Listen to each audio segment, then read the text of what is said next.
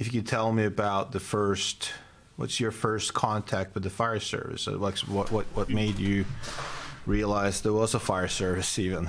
Do you remember that? Yeah, so like I didn't grow up wanting to be a firefighter. I think I knew I wanted to do something service related, whether it was, you know, military or something like that. And the fire department really just never occurred to me that was a route. But I was on my way to being a mechanic actually, and working on these beater cars day in and day out, and you know, I kind of got stall sick. You know, you're in the same stall every day working on somebody's piece of junk that they brought in, and you're busting off bolt heads and all this kind of stuff. And I'm like, man, this is I got a long time left to go here. I've got to make sure I like this. This is not a dream come true.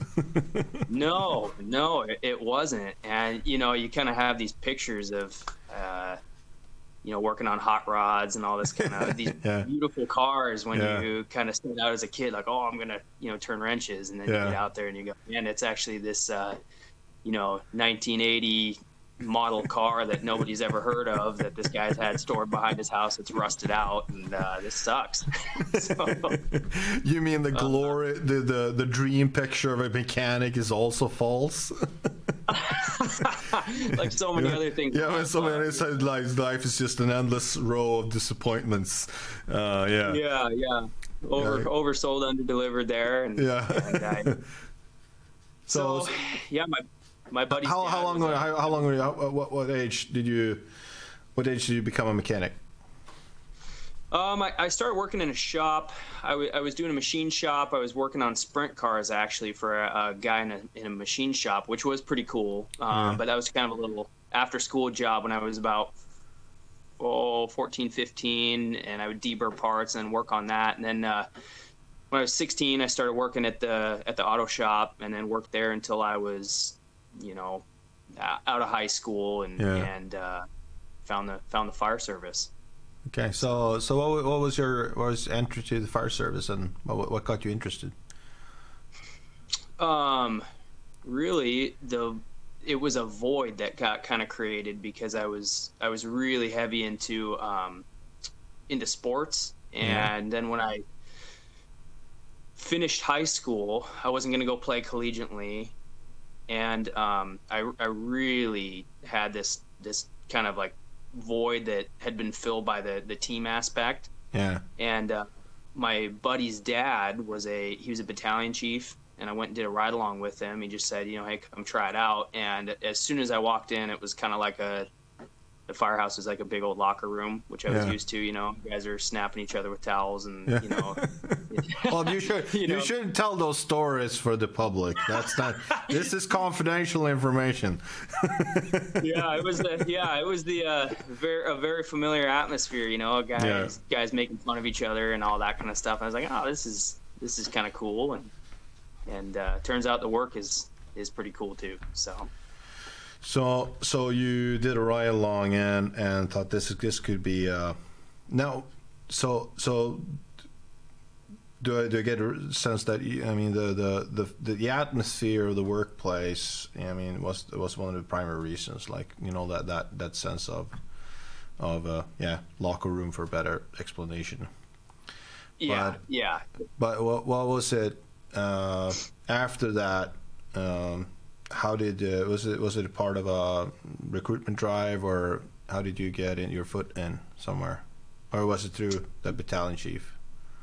Yeah, so that battalion chief, he knew of in the area, because we lived in the same area, and he knew of a department that was hiring volunteer, part-time, part-paid guys. And so he kind of helped me through the application process there, and so I went in, and luckily they were accepting applicants at the time, and I got my foot in the door, went through my first interview process, and had to go buy my first pair of slacks, which I'd never owned a pair of slacks or a button-up before. So that was a daunting process for me. And but yeah. Well, Yeah. So what your that was part-time fire service then you joined. What was the recruit training process in that part? Was it like a state-driven fire school? Is it locally? So around here, it's you can do either or, and I started out with a local recruit academy that was kind of a joint academy between multiple departments. Yeah. And then later on, after I had been on part-time for a while, working 24-hour shifts, I paid my way through the state fire academy at the time. So I end up doing both. Some guys don't, some guys do, but. So Firefighter 1 and Firefighter 2 and Firefighter 2, is that the? Yep. So what do you remember? Which year was this when you did the Firefighter 1? 2008, the beginning of 08. So how would you describe like the fire behavior portion? Like if you look at just understanding fire, both the theoretical part and practical part, how would you describe that today? Like if you look back, at how did it look like? Yeah, and this is a huge part of my personal journey. It is the initial fire behavior training I got was, I mean, straight out of the IFSTA PowerPoint, and just very dry. You know, for somebody who didn't come from a background of, you know, a very science-ridden background, it really was boring me to death, that part of it. And I felt bad for the guy who was instructing it, because you definitely felt, even as a recruit, like, this guy doesn't really even understand this stuff, you know? He's just reading the slides and just reading the slides, man. And I felt bad because you know, no harm, no foul. He was trying to, you know, get us. Let's check the box, the fire behavior box, and get out there. Yeah. And then so later on down the road, we had at the time the North Bend, the Washington State Fire Academy up at North Bend. Yeah. And we had some guys up there at the time that they have since recently retired from the department that I work at now. Yeah. And they were kind of running the show up there, and their fire behavior curriculum was, I mean, at the time, it was highly competitive with the best anywhere, I would say. Yeah. And Captain John Tanaka and Captain Rich Schroner and some of these guys that were up at the State Fire Academy, the whole reputation of the State Fire Academy was built on, hey, we burn a lot and we get deep in the weeds on fire behavior. Yeah. And that really set my foundation. Why I wanted to pay my way to go through that was to be able to go. I started going on fires, and I was like, man, I do not know what I'm doing in here. It's smoky, it's dark. I have no clue what's in front of me. You know, I can hear stuff. I'm not going forward with any conviction. And actually, my first, you know, real fire that I went in on, I remember opening up the door and just seeing this like intake down at the bottom. It's just stuck in my mind forever. This like corkscrew looking intake that was just taken off, and I could hear it. And I remember, you know, watching some videos. And essentially, my fire behavior training up until that point, before going through the State Fire Academy, was, you know, don't end up on YouTube. And and I was like, well, how don't I end up on YouTube? And they was like, well, yeah, I don't know how to explain it, but just don't. And so I'm looking at this thing and I'm going, you know, oh my gosh, if I go forward into this thing, I might not make it out. I might end up on YouTube. Yeah. But if I don't, then I'm going to be, you know, labeled on YouTube too. The guy who wouldn't go in, right? The guy on YouTube too. Damned if so, you know, I kind of hemmed and hawed, and then it was like, okay, well, death before dishonor. Let's charge forward. And I had no clue what I was going into, and it worked out, but that stuck with me, burned into my mind. So when you after your first local academy, did you feel, before you went to that fire, did you feel that did you felt like you got it before that, or was that the realization moment, or was it like I kind of... But before I went to the state fire academy when all I had was my initial fire academy. Yeah. How long between it you went to the local to the state? I think it was about 2 years. 2 years? 2 to 3 years, yeah. So were you like you viciously internet searching during that time, or were you? Oh man, I was getting after it. I was seeking anybody who was setting stuff on fire at the moment in any training environment. I was offering, shooting them emails saying, "Hey, can I just come and like load pallets for you? Can I anything? Because I don't know what I'm doing." So, why do you think that was the case? Because you're not. I mean, you're not the norm, right?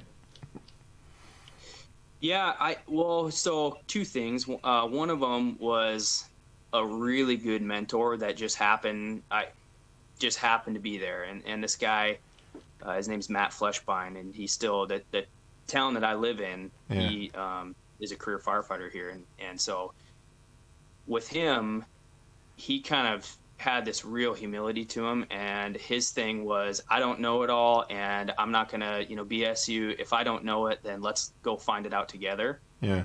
And there was a lot of stuff that popped up, and he was well ahead of me in the fire service, and there was a lot of stuff that I kept noticing that would pop up that he go, yeah, I don't know, let's go find it out. And I'm like, man, there's a lot to know, and a lot that this guy who's well ahead of me doesn't know. Yeah. And then couple that with I don't like feeling out of control. Yeah. And going on that fire and feeling completely out of control was pretty, like I said, eye-opening and made me know from a fire behavior perspective, I'm going in to deal with something that I know nothing about, and the guy who taught me knows nothing about. Yeah. So that's a problem. So do you think that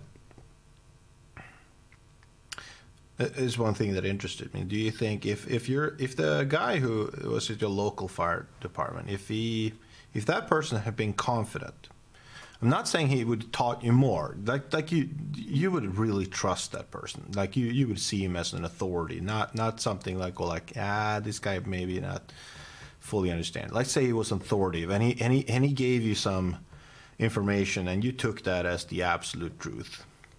Mm-hmm. Would that make a difference in terms of how much you would have studied afterwards, like try to find information yourself? It's a good question. It might have. It definitely might have. It might have impacted the trajectory and like slowed it down a little bit. I think that there were enough aha moments for me where I kept recognizing a significant gap in the training provided and then what was actually being responded to. Yeah. And I think that was just, maybe chance that I was able to keep realizing that. But yeah, I think if he had come on with a lot of conviction, a lot of gusto, and this is how it is, and I had nothing else to go on at the time, so there's a high likelihood that it would have sent me on a trajectory, at least slowed my descent into what I don't know. Yeah.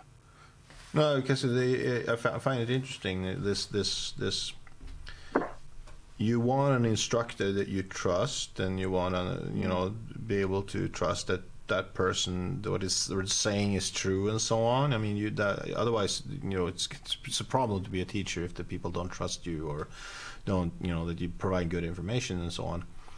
But you also need someone who shows you a depth, and that depth has to be shown with some form of ignorance, right? Like I don't know. That's a very good starting point for making someone curious, right? Like if someone says like, yeah, I know that this is the answer, pop, pop, pop, pop, pop.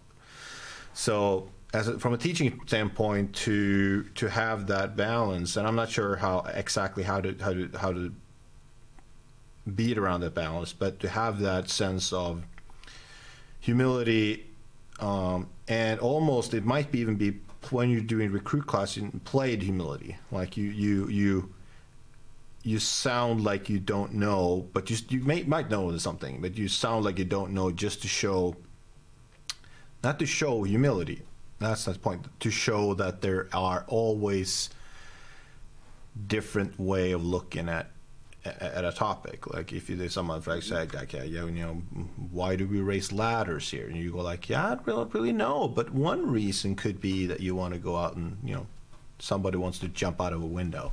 Like, but you know, like let's look at YouTube and see what happens if we see 50, you know, good rocking fires. Do we see any other uses for ladders? I don't know. I mean, that was so stupid. But just that sense of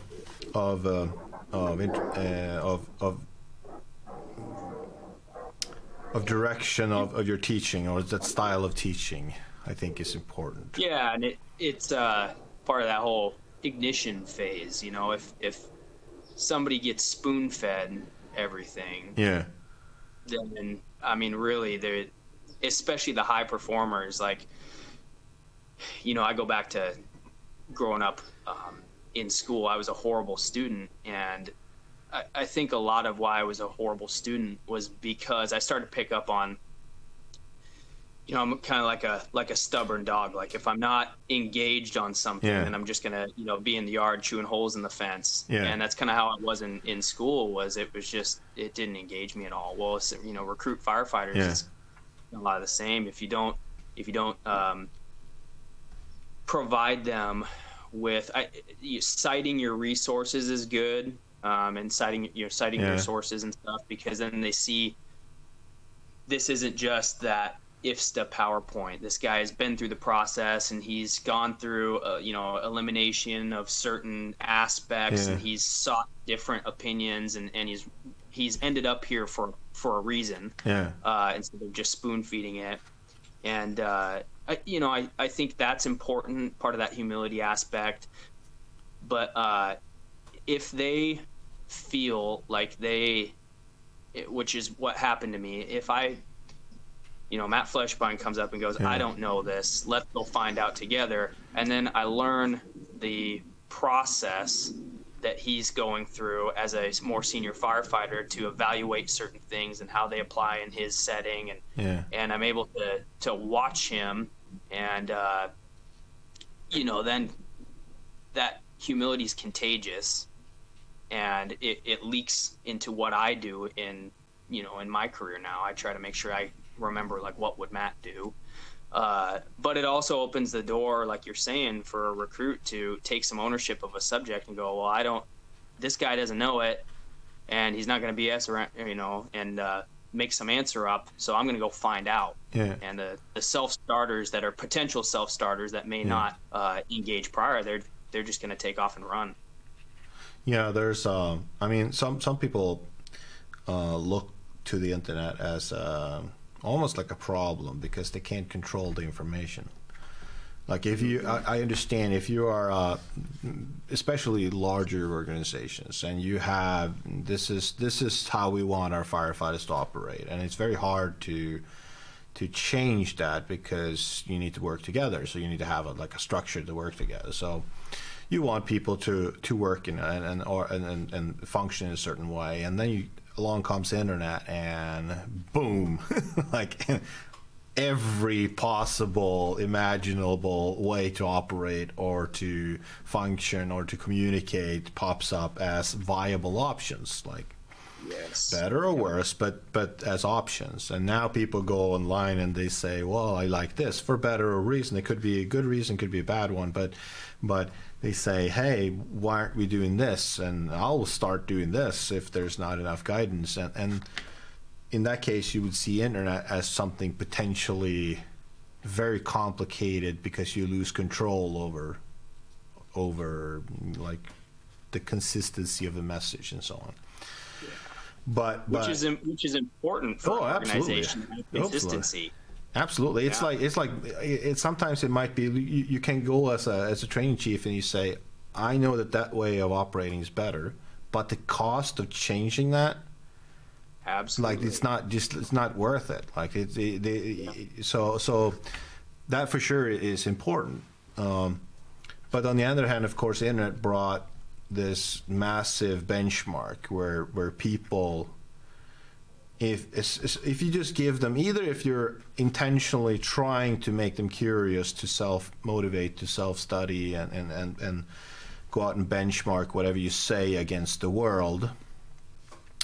The opposite is also true. Like, if you don't get enough information, if you don't trust the information that's coming, if you're not happy with it, you have a way of benchmarking everything. You go out and see what is the internet saying, and you look at, you know, whatever you want to look, and you find 12 different opinions, and you go like, that makes more sense, and then you have something to benchmark your mind. And that's, I can't imagine what it was like before that, because I wasn't part of it. But I mean, you would have to, like some of the people who was before that, like, try to convey, like, you heard someone read a book, and you would have to mail it and like write someone a letter like, hey, I heard you had something great idea about this.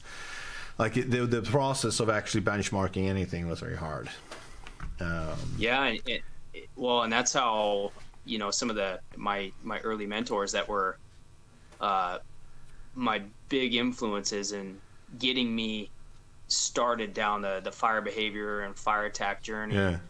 You know, they were taking books, you know, Lloyd Layman and all these other guys throughout history that have written books, and you know, parsing through and really having to go through a serious information tearing apart process to find out how it applies, you know, to Everett, Washington. Yeah. You know, and right now you can go online and find a department just like my department that is running a certain way, and you go and you just a couple clicks of a mouse or whatever, you know, your finger, and all of a sudden you're in their operational procedures, and you've got access to everything. Yeah. And you know, which is good. Like you said, there's a pro and a con to all this stuff. Yeah. And the pro is, absolutely tons of information. The con is, I think a lot of departments, every department has to, and every individual has to be careful, like you said, that there's a cost to changing all the time. And if you're an organization, or, you know, even just an individual that changes with the wind every time the wind shifts, you know, for one, if you're an instructor, people see through it pretty quickly. Yeah. You know, and for two, as an organization, you actually create fatigue and burnout with your members, because they're like, okay, this is just going to pass through. Yeah. Whatever, it's not worth engaging on. And then when it's like the boy that cried wolf, you know, then when the thing that is worth implementing comes around, they're so burned out on shifting and changing however often. Oh, this is just a trend. Now it's like, yeah, this is a trend. You're like, guys, no, we need to do this. And, okay, whatever. And you're white noise to them. So. Absolutely. And I think that the more you try to change things, the more you realize those costs. And you also, I mean, I remember very clearly when I started and having most of my, you know, early revelations, when you go from, I think I got this, to, oh, holy shit, to, I don't understand this. Yep. And when you start to sort of get it again, and you think that you know, now I at least know more, you believed, and I still I have to intellectually say no, but you kind of believe that, oh my God, everybody's going to die because they don't understand this. And like the world is crashing, and I have to do something about it, because this is groundbreaking. Like, you have this sense that the urgency of fixing everything, and the reality seems to be, and I mean, it doesn't matter if you're in the United States or in Belgium or in France or Sweden or Australia, or for that matter even less developed countries, in terms of firefighting, most systems seems to function pretty good. like overall, like fires go out. You can't deny it. Fires go out mostly. Fires go without injuries, without like people dying. Like if you look at statistics around countries about deaths, injuries of firefighters, they're not hugely different. I mean, the numbers are not that bad. Of course, it's nice if they would go down. And look at like property damage and so on. It's you can look at the big picture and you go like, yeah, I mean, it doesn't seem to be big problems. But when you look at the microcosmos, if you look at a video on YouTube or how your own department's colleagues work or at a training, you go like, I am happy if you turn your bottle the right way around. Like, if you have your face piece on your front of your face instead of the back of your face. Like at that level you can find, and you go like, I have no idea how you're not being killed. Like, why are you still alive? I know. I don't know. And you find that everywhere. So the sense of urgency, even though I feel that still, because I go like, why are we not killing more firefighters? It is a mystery to me. But we're not. That's just, and in Sweden we generally don't kill firefighters at all. I mean, now we was sadly one firefighter killed because there was a thing falling from the roof. He was outside he was not even inside. He was outside standing on a ladder, and something fell on his head and he fell down and had an injury. But we haven't had a firefighter killed since 2004. But that was not inside a fire in 2004. He was his first fire, and he let go of the hose line and he got lost. He had issues, and he shouldn't have been there. So in terms of what I would call a real fire death, in terms of they didn't recognize the patterns and so on, it's 25 years ago. So you look at it, go like, okay, that's not an issue really. I mean, sure, nobody should die, but that's not really an issue. And it's not. I mean, it's just not possible in a non-sterile environment. Sometimes something's just gonna happen. Yeah. Yeah. I mean, you can do everything right in one sense and still bite it. It's unfortunate, but it's also unrealistic to say we're just gonna weed it out and drop it down to zero. I mean, no. It's like it's like every other It's just a vision to say, well, we will try to make it zero, but it's not going to happen now. Yeah. And again, like that. So the point was the urgency is interesting. I think when you have that realization. But when you started Googling around and Facebooking around, that was 2010, 11 then, maybe. Yeah, probably 2009 to 10. I mean, by then there was a lot of forums and stuff like that. Exactly. With like Firefighting Nation and so on. I remember going on and so on, reading it when I started interested in American Fire Service and so on. So there was a lot of information, but I don't know if today I would describe Facebook as if you're doing fire, you're on Facebook, because Facebook is the forum to be on. I would say there's everything here. But back then, Facebook, I don't think I had Facebook back then. You had to get it. I don't think I actually got Facebook just for work, and I still just have it for work. In that sense, it's work. What? I said me too. Taking pictures of my kids. That's about it. Yeah, but like I said, there was forums and stuff like that. I remember hanging on Firefighting Nation. I don't even know if it exists anymore, and places like that back then too. Now, what got you to? Was it that journey that got you then to the State Fire School? That got you to want to go there? Yeah. And was it a requirement for get a full-time job? No, it wasn't a requirement, but at the time, our economically it was really, really slow. We were going through a really rough time over here, and there wasn't a lot of jobs available. Yeah. And I was taking every test I could to try to get hired, and I was working part-time, and at the time we were allowed to work 10, 24-hour shifts a month, and we were paid, this stipend that's below minimum wage. Yeah. I mean, peanuts. We kind of, our old chief, we named them Dale dollars, because they were so, we were getting paid peanuts, Yeah. And so I was working shifts, anywhere between 15 to 18, 24-hour shifts a month between two departments, because you can't really work 24-hour shifts and then go and work a full-time job in some other industry very well. And so I picked up another department and kind of worked back and forth between the two, and my life was just basically working shifts and then trying to seek this information and then taking tests. And so I decided to put myself through the state academy for kind of two reasons. And the main reason was because I noticed that the guys would go up there, when they came back, they were just talking about fire behavior and fire attack stuff on a different level than I could even comprehend. And there was also a confidence in, more like a conviction in, hey, this is what we need to do on this fire.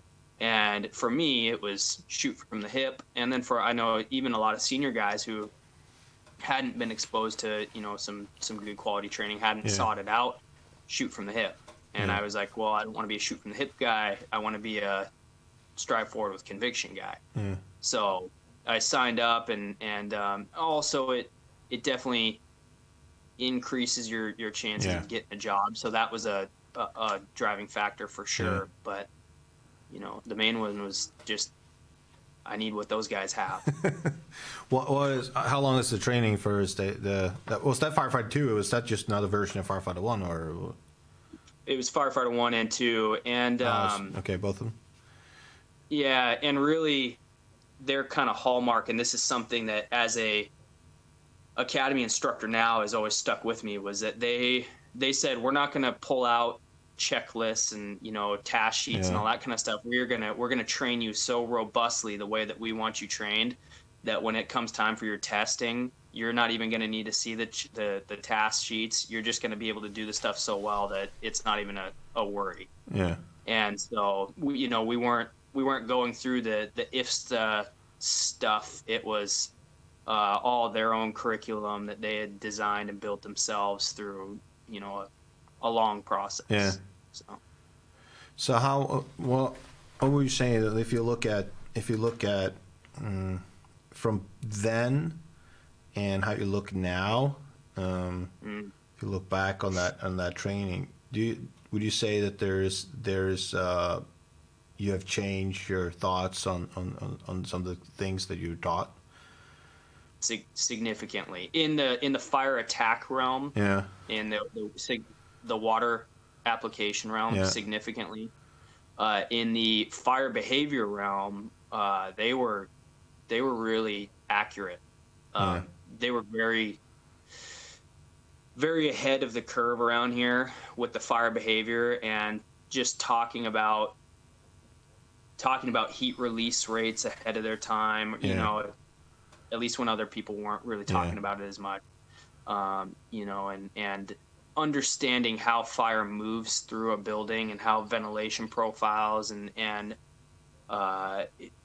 just all that stuff was something that IFSTA wasn't talking about, and that other instructors weren't really talking about, but they were talking about it. Yeah. So my fire behavior background was really started to take off there. Now the fire attack side of things at the time, and again, I would attribute it to working with the best information that was available to them at the time, and their interpretation was thermal balance firefighting. Yeah. And it was I've significantly changed off of that platform, and just talk back, because a lot of people listen to this are not gonna understand. So explain then how they looked at back then. I mean, they probably changed too, but how they looked at, like, when do you open your nozzle, why do you open your nozzle, and what is the problem with thermal balance or disrupting the thermal balance and so on. Like give me some background to that. Yeah, so how they described it, not how you try to how it was portrayed to you. Yeah, so really the whole crux of it is that you're fighting fire for life, and you don't want to drop, you know, you don't want to disrupt the thermal layer in a way that's going to you know, drop down on potential victims, right? And you get the mindset of fighting fire for victims was the absolute paramount. That's what we're there for. And in that part, yeah, I mean, I absolutely agree with that.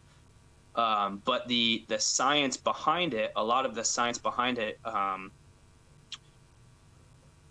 you know, comes from the concrete building and with the pallet loads and all that kind of stuff, so we're burning in this big, gigantic concrete building with, you know, 5-foot thick concrete walls that after you finish burning for the day, there's so much radiant heat you can feel it the next morning. Yeah. It's just saturated. And they just stay exothermic for so long that they give a vastly different reaction to fire attack than the buildings that we're fighting fire in, you know, out companies. And so this thermal balance firefighting, a lot of the we weren't doing 30-degree fog or any stuff like that. My first academy I went through, it was a lot of 30-degree fog, you know, TZO attacks and kind of this bastardized version of 3D fog firefighting, I think, where it was complex. It was a mix between sort of American and European. Yeah. Taking. Yeah. Without any understanding of 3D fog, yeah. You know, any understanding of 3D fog firefighting, it was trying to like watch a video of that essentially and then take it and go, okay, yeah. here, let's go this. And that was horrible. But the thermal balance stuff, a lot of it is so predicated on visual cues, and you know, you read the thermal layer, and if you see this, you hit, you know, you see the leading edge of the fire and you hit it and you shut it down, you wait for the bump of steam that comes down and you move with the bump of steam, and then you go on these fires out in the company and you go, I can't see, you know, anything. I can't see the bump. There is no thermal layer. Like, what are you talking about? Right. Yeah. So, but in that building, and in Conex boxes and stuff like that, and you know, these very small fires, you can get it, and then you draw these big conclusions, and draw this basically this super complex fire attack plan that is built around a very small fire in a building that doesn't burn. Yeah. So, and I mean, the interesting part of that problem is that it doesn't matter if you're in America or Europe or Asia. The problems connected to people gravitating towards fighting training fires is the same everywhere. So that problem of people drawing too much conclusions from the effects happening in training fires has contributed to a lot of errors. And then again, that doesn't matter where you're from. A part of all the problems with you know, if you're going to call it fog gas cooling or European 3D fog, call it whatever you like, it's also contributed to training. It was not developed in, I mean, fog. I mean, back then when fog firefighting was developed, it was developed only in acquired structure burns with real fuel loads. Conex training and burn buildings was not, at least in Sweden, it wasn't used at all, but it was hardly used anywhere else too, because fire behavior training was not done in that way back in the 70s. I mean, it was done in acquired structure burns if you could find them. Otherwise, crawling down in basements without fire. So it was developed that, but it there's many problems with that too, and we could probably get to that. But the development afterwards, when it spread all over, and the development in Sweden afterwards, it's highly linked towards the training environment, and some of it was preserved in a sense that how it was intended to start with. I'm not saying that the intent was perfect when it started. I'm just saying that what the thought was to begin with, some of that was preserved, but a lot of strange adaptations were created. So when you have that, so thermal layering and preserving that, which is, again, like you said, it's doubtful that we arrive to a fire with a nice smoke layer where you see where it's coming from, and you might see leading flames under. And the guy who invented fog, the two guys who pretty much started the fog thing in Europe in the 70s. They didn't define flashover as just flashover. They had two words for it. I don't know if you know this, but they had lean flashover and hot rich flashover. Have you heard about those terms? So they defined them at that because the scientific realm only had back then the definition of flashover. I mean, there are many definitions of flashover, so it's complicated to define something that it doesn't sit still. But anyway, so they had the definition of flashover. But these two guys didn't like it because they said, well, there's a lean flashover, and that's the scientific flashover. That is the fuel-controlled fire that starts to grow, and there's a smoke layer, and then you see all those signs and symptoms of flashover. You see, pyrolysis on the surfaces, and you see smoke, tongues of flame in the smoke layer when it starts to get hot enough, and that. But that's predicated on, first off, that you arrive that early, so you're in that phase where you have basically a fuel control fire starting to transition into flashover or that. But first off, the reality is that we arrived probably later, so it's gone into ventilation control, and then you have smoke to the floor. And when you open that window, you could get a flashover, but that flashover looks entirely different because it comes from what they would describe as the hot rich condition that comes from the ventilation controlled side. And they were putting all the emphasis on that flashover because that was the real flashover the firefighter's going to encounter. And in textbooks, in most of the textbooks, and still pretty much only describes the lean flashover.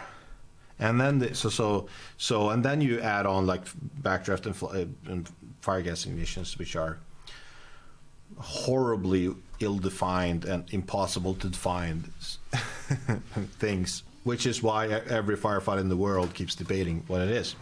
But anyway, so they say, well, it comes from the hot rich, and that's just a whole different ball game. So they were on top of at least that problem that it doesn't look like that anymore. And on top of that, you got the plastic revolution, which in 60s and 50s and 60s went from wood, and wood in gaseous form and smoke needs a very high temperature to ignite because it's not very flammable because it contains a lot of water vapor and so on. So you get those pockets of tongue and flame, you get turbulence and so on. But with plastics, since it's much more easily to burn in the smoke layer, you can have much lower temperatures, so you don't get the same signs and symptoms either. So you get in that sense, in the training building, you get primed for a fuel lean flashover, which predictably will start to develop when it gets very hot and you can see turbulence and everything. And in reality, you arrive to a hot rich flashover that you don't get the signs and symptoms in that sense because it burns much more easily with less temperature. So just there you have a massive problem of transition from training ground to reality. The other thing that it was predicated on too was a knowledge of exactly how much and of what was on fire. Yeah. And I mean, we just don't. Everybody knows we just don't have. Is the room on fire? Is it contents fire? But as far as knowing if it's 2 couches on fire versus it doesn't. At the end of the day, it doesn't matter is the room on fire? Is a big fire? Is a small fire? It depends on how you fight the fire. yeah. And so, but it is a big difference if, like you said, if it's a small fire in the corner, if there's flames, because you probably won't even see the flames rolling around over your head. You might it's just black, and maybe it gets a little bit orange above your head and start getting hot. And there was this big drive on this significant knowledge of what is ahead of you. Yeah. I'm going, well, I don't know what's ahead of me. Yeah. I didn't walk in this house before the fire was lit and then light the fire and then watch the fuel load. Yeah. And then, dialing in your water application to meet this kind of known quantity that's ahead of you. And then, when I'd go to a few fires and you watch guys fight fire, some of the guys that were the biggest proponents of this method of fighting fire. Yeah.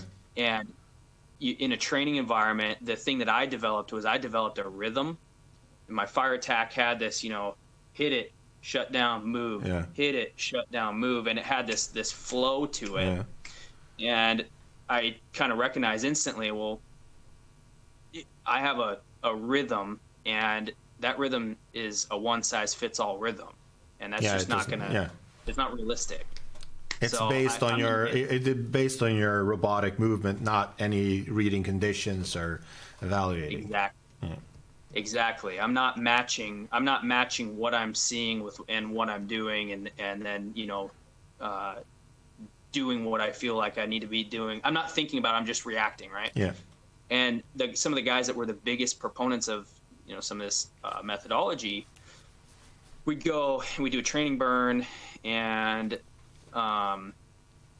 they'd nail it. It was almost like a video game, and they knew all the tricks and all the party tricks and whatnot to defeat the enemy in the video game.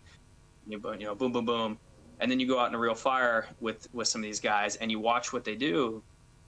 And it's like, well, they're just putting water on it until it goes out, or until they get a reaction. And essentially they're not doing any of the stuff in the actual fire that they were doing in the training environment. And then for me, that was a big red flag, because I'm going, okay, if stuff in the training environment is this complex, and we have this many decision-making points and this many reads that are, primarily visual, and if it's this complex of a system, and then we go to a fire and all of that complexity goes out the window and everybody just resorts back to, this crude way of putting out the fire, this isn't really matching up. And why am I learning all this stuff if what guys are doing is just open the nozzle, fire goes out? Yeah. Well, I think, that is the same. That is the same problem in I'm generalizing Europe. I know, when you talk about America, you're grossly generalizing all the time because there's massive differences. So many regions. Yeah, and the same is for Europe. But if you take the broad strokes, the same problem is in Europe. You had and have the robotic movement of fog fighting. You advance and pulse and advance and pulse, and you teach firefighter that. And good programs, I say quote, good programs then highlighted and try to teach, well, you should evaluate, like this shouldn't be a robotic approach. Everybody's trying not to be a robotic approach. What the reality goes back to, in the container or in training environment, you could maybe, I would say maybe, if you're good, actually evaluate, because you have, like you said, you had visual cues. Yep. And now we're talking a little bit back. This was before thermal imagers were good enough to be actually useful. But there wasn't any visuals you didn't have a thermal imager to start here. You either you saw something or you guessed.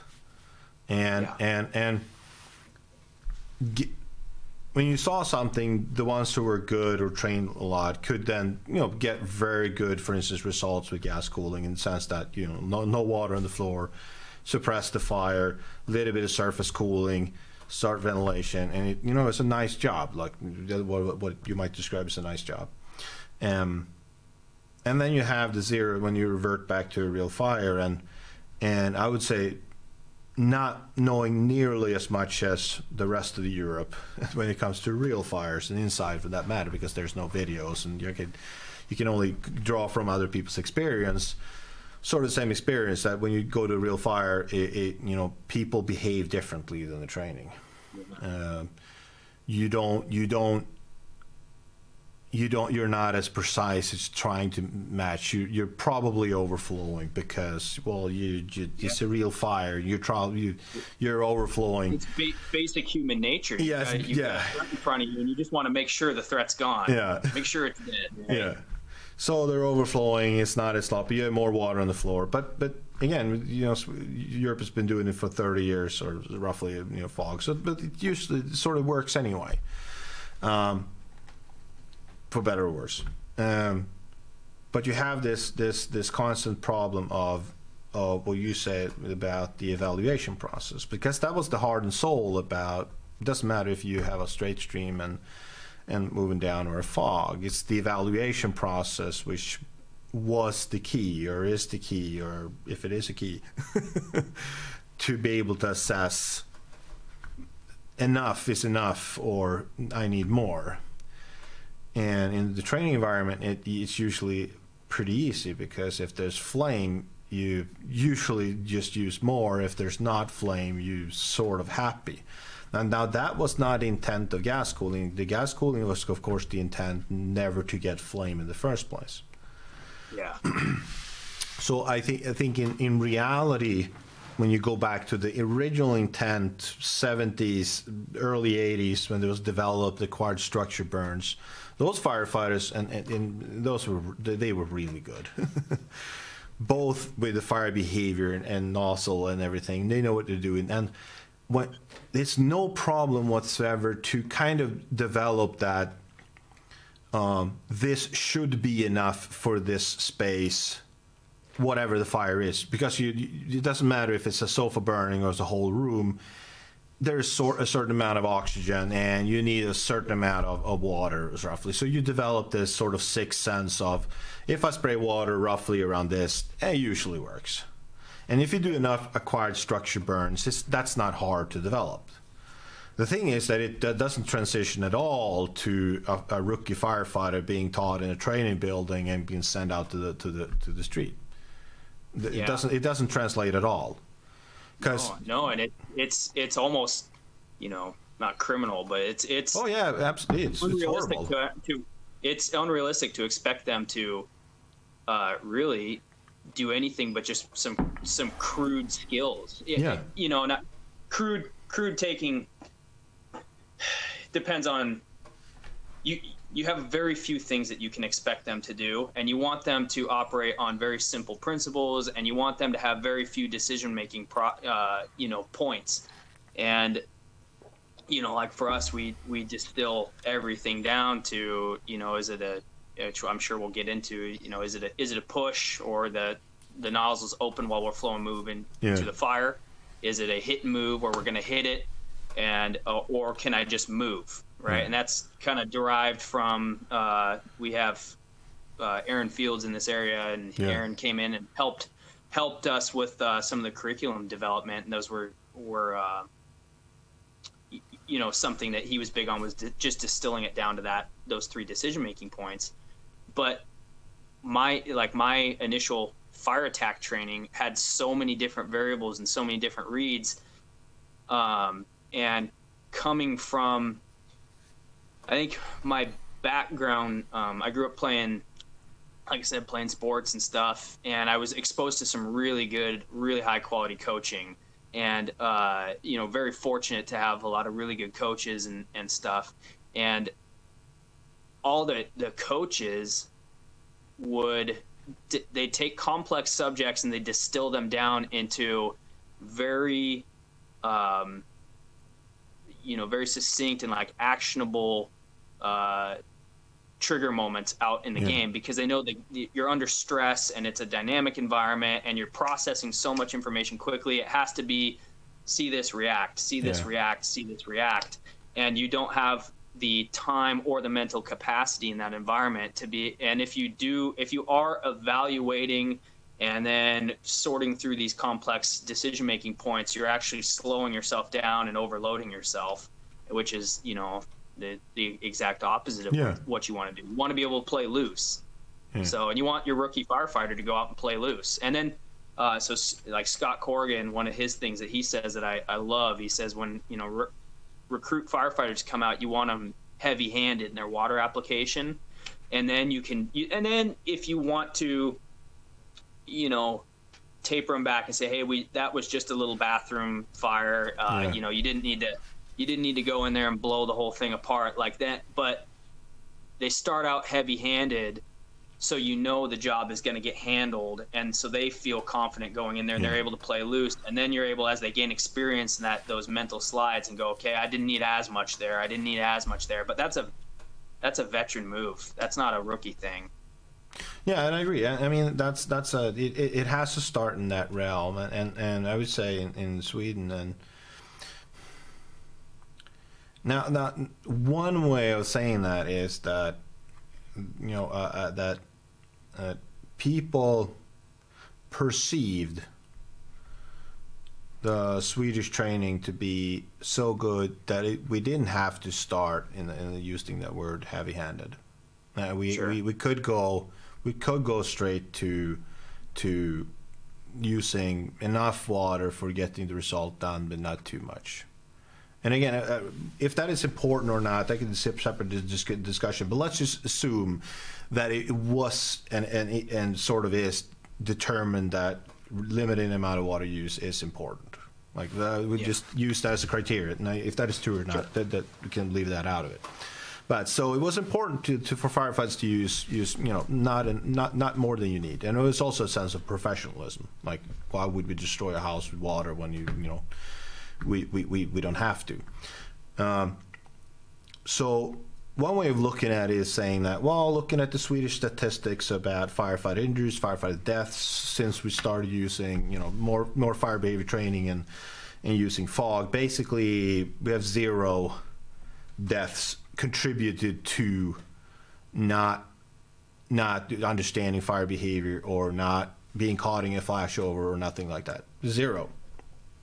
I mean, the guy who was killed actually in fire, he just let go of the hose line and ran away. He you know, panicked or something, and so it's not an issue. That was, of course, a training issue or a recruitment issue or something like that. But it wasn't a failure of techniques used in a fire, like to be able to protect yourself with a nozzle to have. So then so it's fairly you know, easy for someone to say, well, it looks like it's working pretty good. Like it looks like the firefighters are in general competent enough to not open the bail too much and still be safe. But when I look at from not on a macro level, I look at the microcosmos, what I see myself, and what I look at when I do acquired structure burns, when I talk to instructors and everything, I go like, well, that doesn't seem to match reality. The reality seems to be like there's a whole bunch of people guessing, and that guessing doesn't seem to be working really well. So I constantly have this conflicting image in my head. Panic, people don't know what they're doing. Calm down. It doesn't look that bad on the macro level. There's just 2 conflicting worldviews about that. I completely sympathize with that, man. I've got the exact same thing. Yeah. And I keep telling myself, if I let that panic side go too much, I'm just gonna wear out that capital and be white noise. Which at that point, that's the worst thing that I can do. You know, for everyone, for yourself, and for the department, for, you know, like, absolutely nobody's gonna be happy about that, and nobody's gonna come and pat you on your back like you had a good run. Like we're gonna take it from here. We're gonna help you. And they're just gonna. That's just going to be water under the bridge, and happy that you're not dead, but, you know, here's your shoes.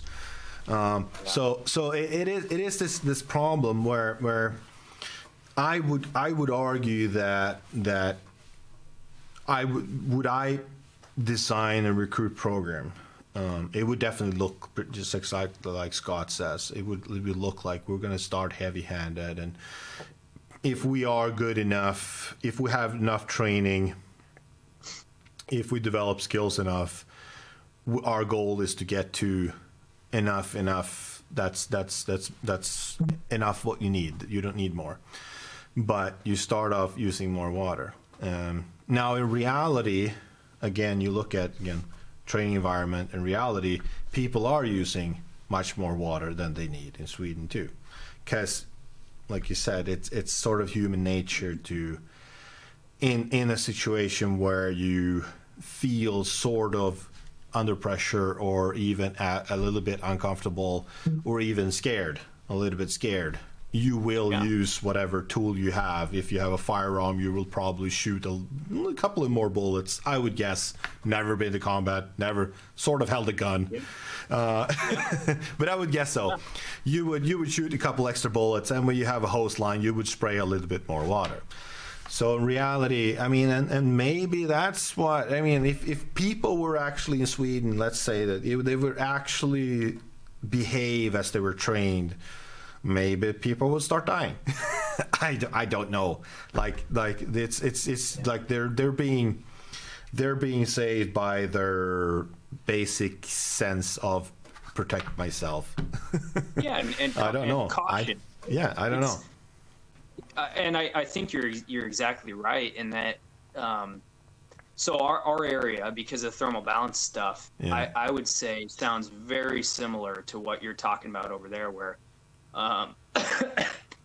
you know, the hallmark of a good fire attack for a long time was limited water. Oh, we didn't use much water, and you know, look at how little we got away with, and you know, so when we start transitioning really to this kind of flow and move fire attack is kind of our foundation, which is what our area started to do. The biggest thing that we've had to really guide people through is they go, okay, I've got, 20 years on the job, and I've been doing it this other way for a long time. Why do I need to change? Right. And because nothing bad has happened. Yeah. And that's a really complex subject. And there's a lot of ego involved, and there's a lot of different variables that make it really hard to have that conversation, and because you go, okay, if I went back over, let's say we're in the fire service 20 years and you've been to, however many fires, if I went back to all those fires, there are some that you've been, pushed out of. There's some that, however many didn't go out well, and their understanding of why they got pushed out or why X, Y, and Z happened, they just call it, oh, that was a loser fire. It was doomed before we got there. Like, well, was it? Or, was your fire attack methodology, is that what let you down, right? And in order to have that conversation, somebody really has to be, ego has to come way out of it, and we have to be honest about it. And we've got guys, luckily, we've got some guys that have been very open about the whole deal, and some of them are, really respected guys and say, okay, I remember this fire. If I would have known how to do this, then this wouldn't have happened. We wouldn't have gotten pushed out. And hearing some of those guys come around and more continue to do it, has really kind of given, you call it the movement or whatever in this area, a little bit of staying power, and then bringing the other perspective into it, that we're not flooding the building. That was something that got really lost in the weeds. To be guys instantly saw an open nozzle and guys moving forward and water going all around. They go, what are you doing? You're gonna flood the whole building out. And putting it in the proper context of, we're looking at anywhere between 6 and 15 feet more than likely that you're pushing, and that goes pretty quick. The nozzle's open a lot of times for, 90 seconds with multiple rooms of fire that's a long push, and you've got a lot of involvement. You know, the vast majority of them are lasting 15 seconds. You know, and it's just not this perceived flooding of the building that's happening. No, the flooding of building is when you don't move anywhere and you stop shooting water in the room from one angle and nothing happens and you keep flowing. That's where you see water flowing out of the building. But which is what was happening with the hit and move stuff. Guys wouldn't get the reaction because they're not changing their angle on the fire. They're hitting it and then it's coming right back on them, and they're sitting there and they're just, okay, the thing is not defensive, but we're just going to sit here and flow and flow and flow, and you're not changing it. You're changing your angle at all. No, you're not seeing a permanent change, and if you have visibility, that's what you're looking for to make an advance, because you want to see a permanent improvement, and you're not going to get there unless you actually get water in the fire compartment or you're continuously flowing water. So absolutely, and we will get there hopefully, unless we forget about it. But I want to go back to sort of that start when you were taught, again, thermal balancing, that you don't want to disrupt that layer, so don't put water up if you don't need it. It's because it doesn't matter what stream you have, as soon as you start flowing water, it's a straight stream or a fog or a smooth bore or a straight stream, the visibility will go to shit regardless, unless you do like a very short burst. And that was the intent of like the very short burst. Like, I'm just going to do a of my head, get a little bit of water up there. Now that does limited or no good, but that was a thought. I don't want to mess up the thermal balance. Now the exact word thermal balance is not used that much. I mean, we're not using English, but if you translate it, it's not used in, I would say, Europe at large.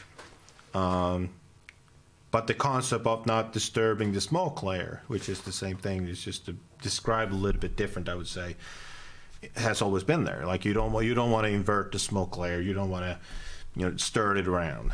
So again, those short pulses was one part of achieving that, cooling the smoke layer without disturbing it. But the premises of that is, first off, there has to be a smoke layer, meaning probably an early stage fire with a developing smoke layer, not a ventilation control fire, which you don't see anything at all. And the other part was, well, again, going back to, you have to guess what is enough but not too much, and that goes back to an experience that most firefighters don't have to be able to make that assessment.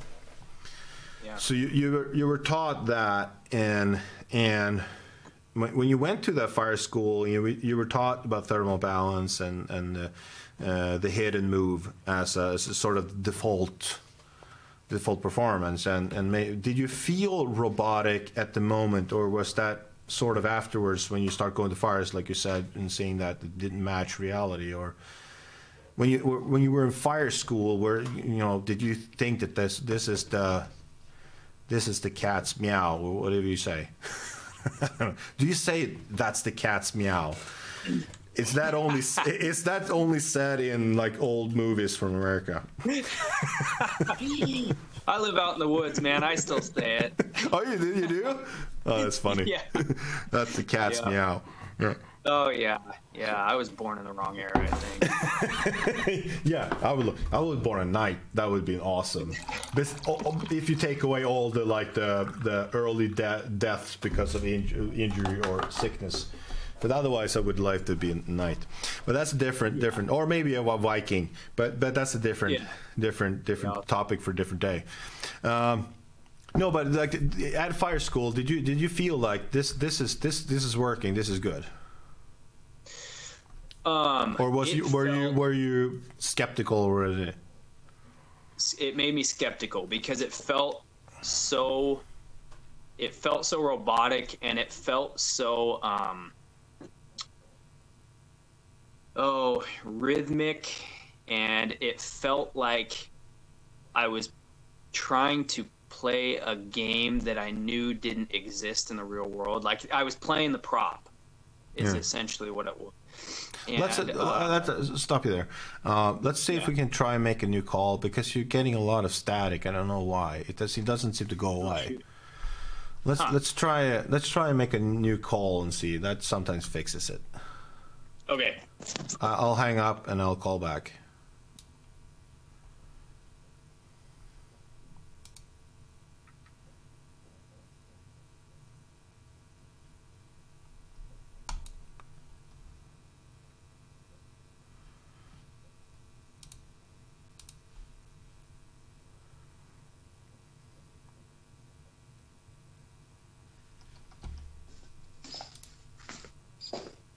All right. I switch in position.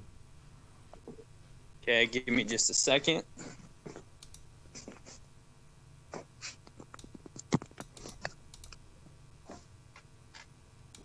right, how's that? Yeah, I don't know. Let's just continue, because it will be what it will be. Yeah, you were saying it felt like you're gaming the system. It felt like you're playing the prop. Yeah. Why did it feel like you're playing the prop?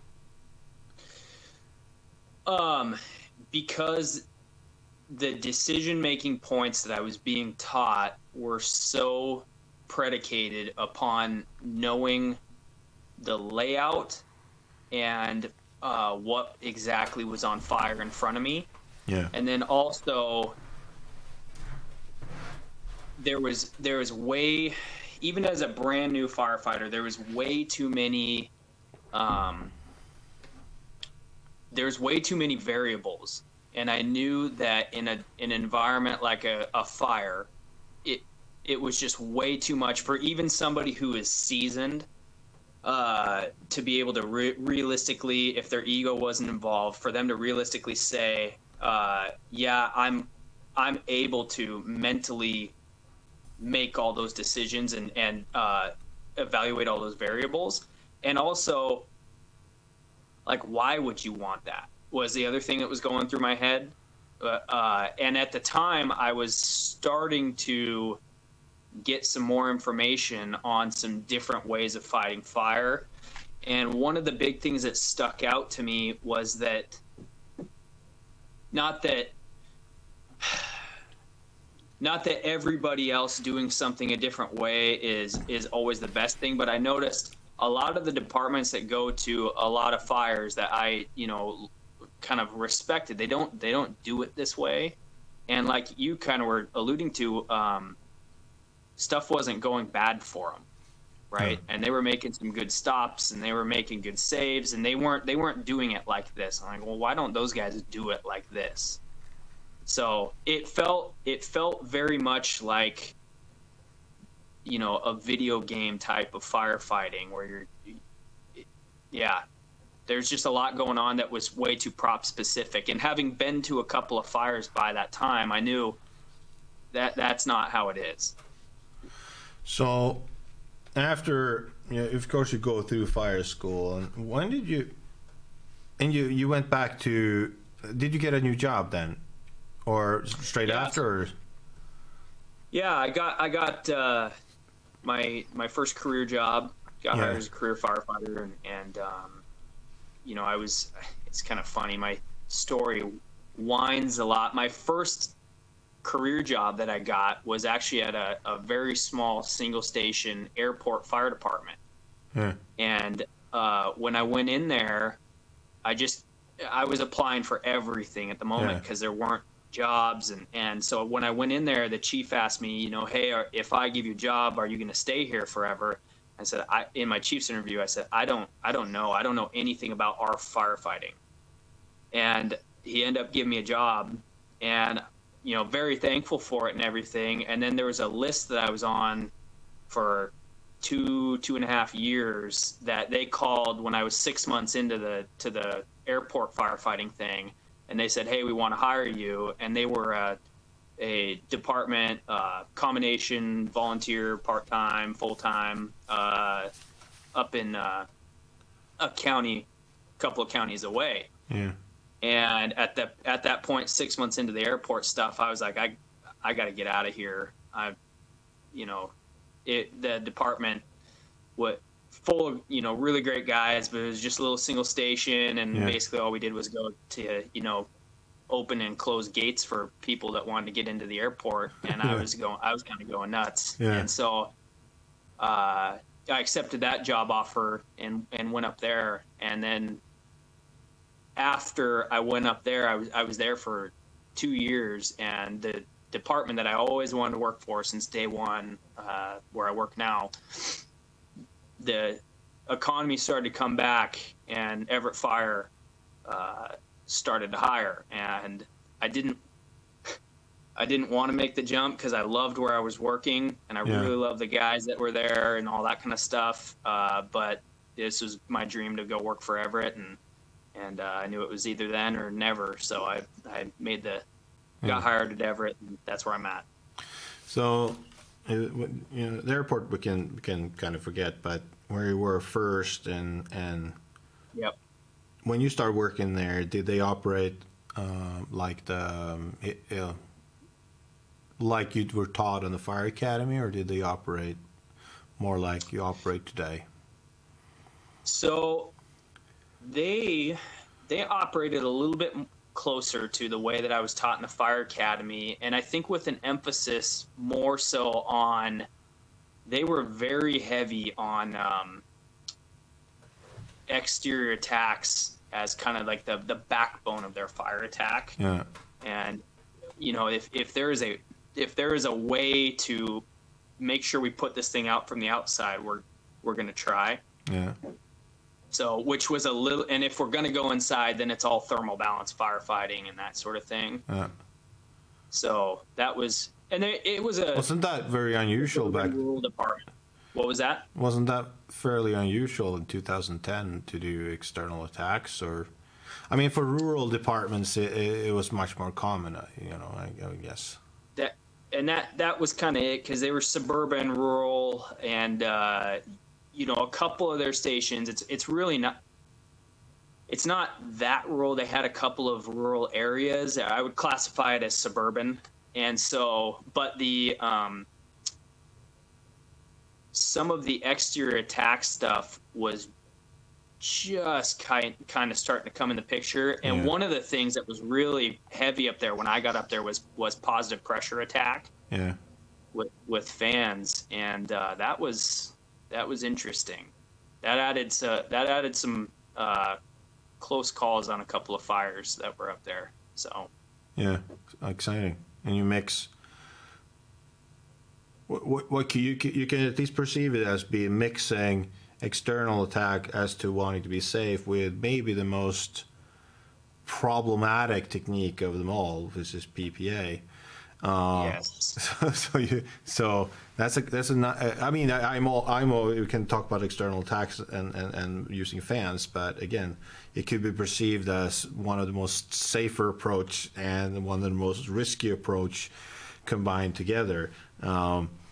Which is it was an odd thing to have both of those as like the backbone. Yeah, the backbone of our attack. Yeah. Now, I mean, if you have an inter-attack and combined with PPA as sort of the backbone or the default options, I wouldn't be surprised, because that was the norm for most departments when PPA started happening, like in the early '90s when it was brought to Sweden, and so on. I know. Anyway, this is just an interesting remark. But then you moved to Everett, and when you joined Everett, that was in 2000. What? Sort of 2015. So how did they operate then? How big is Everett? Right, like the department. Many stations.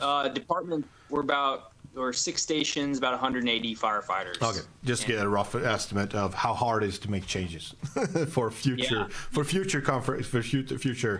conversations. Man. I tell you what, dude, it is an old wooden ship, the Everett Fire Department, and I love that part about it, and also that part about it. I think for guys who have tried to make change, that's been the part that really it grinds them down. But you know, kind of like we were talking about earlier, the thing that I love, and one of the things that drew me to the Everett Fire Department was they had an established kind of way of fighting fire, which was, hey, we take pride in pulling people out of buildings and stuff like that, which I loved, but also they didn't change with the wind. And for some guys in our department, it drives them nuts. They go, you know, oh, we don't, you know, we're not as progressive as we should be. I go, well, it's I like that we're not.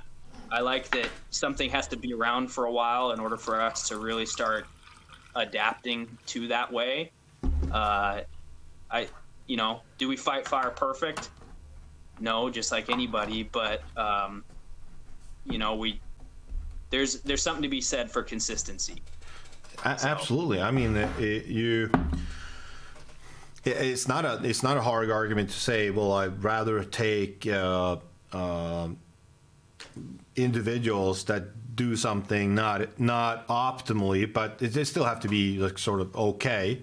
But I'd rather take that, and they work together as a team in terms of that they can communicate and coordinate and so on, rather than have individuals that do everything perfectly, but they don't coordinate and don't communicate because they don't work together. So consistency and uniformity, or whatever the word is crucial, and it's the backbone of.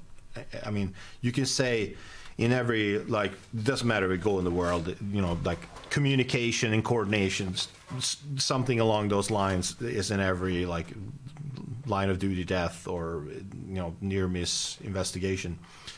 Yeah. And that's just a cover up of a lot of things, but one of the things is just I don't know what the other people are doing. So it's not the actual communication. What you're saying is the intercommunication of, okay, that person is doing something perfectly over there, and that person is doing maybe something perfectly over here, but they're not matched. The coordination. So uniformity and consistency is very important. I agree. Now, being hard to change is, I mean, I get in Sweden all the time that, you know, the leaders in general, if I'm generalizing, say that, well, Sweden fire service is a conservative business, you know, don't like change and so on, and I think it's utter bullshit. First off, the fire service is in constant change. Everything is changing all the time, like, you know, rules, new information, and so on. The other one is that firefighters don't like change, or like change just as much as anyone else. It is when leaders say, whatever, who's just deciding, say, we want to change X. If people agree with the change, they will change. Like the reason for people not wanting to change is because they think that what they had is better. Now that might be true or not, but it's still it's still a pedagogical problem. If you take firefighters, I don't even the most tired station, and they have. Every fire has some pride of what they do. That's usually the case. I mean, there's always exceptions, but there's that. The problem is that you never get the time or resources, or you take the time to really convince them that the change you want to make is making them better. Yeah. Like it is a hard process to make that. So if it usually goes away, it usually goes together with pride, hard to change. No pride, easy to change, because pride means that you think something you're doing is correct. You think you're good. Yeah. And if you think you're good, it's very hard to convince you otherwise. Yeah. So pride and resistance to change go hand in hand. Yeah, and there's some value in that, you know, and oh, absolutely. If you don't have pride, you don't take ownership, and you're not interested. So but it's this balance, like, how do you? This is a culture discussion, really, but how you make people proud, but not too resistant to change. So you have to be proud of not the you can be proud of the commitment, you can be proud of the attitude, you can be proud of the culture, you can be proud of what you do, but you cannot be proud of a task. Because tasks might change. Like the task might be wrong or good, or, you know, new highlight. And that, I think that's the that. You can't be pride. You can't take pride that I can raise this type of ladder this fast. Okay, so I mean that's not wrong, but if you make that into an argument not to change the ladder if there's something better, then it might be a problem. No, I think it, and I think you're spot on with that. Is the pride in the task is, task can change, but pride in outcomes. Like one of the things that drew me to my fire department was that everybody kind of around the area that I started in looked at Everett and went, those guys, they put out fires really well, and they pull people out of buildings, and they're a very aggressive fire department. And I was like, okay, I want to, and the area, just because the demographic and stuff of the areas, it does get a good amount of fire, and so knowing that's what drew me there. But when it's pride in the task instead of hey, we pride ourselves in stopping the fire and pulling the people out, which is really that's like our mantra at the academy for all the recruits is put the fire out and save the people. Like that's our context. Everything falls under that simple mission statement right there. Put the fire out, save the people. And the tasks are going to change, and it does gatekeep in that some of the stuff that was present in other fire departments that have been a part of, where they maybe didn't have that pride.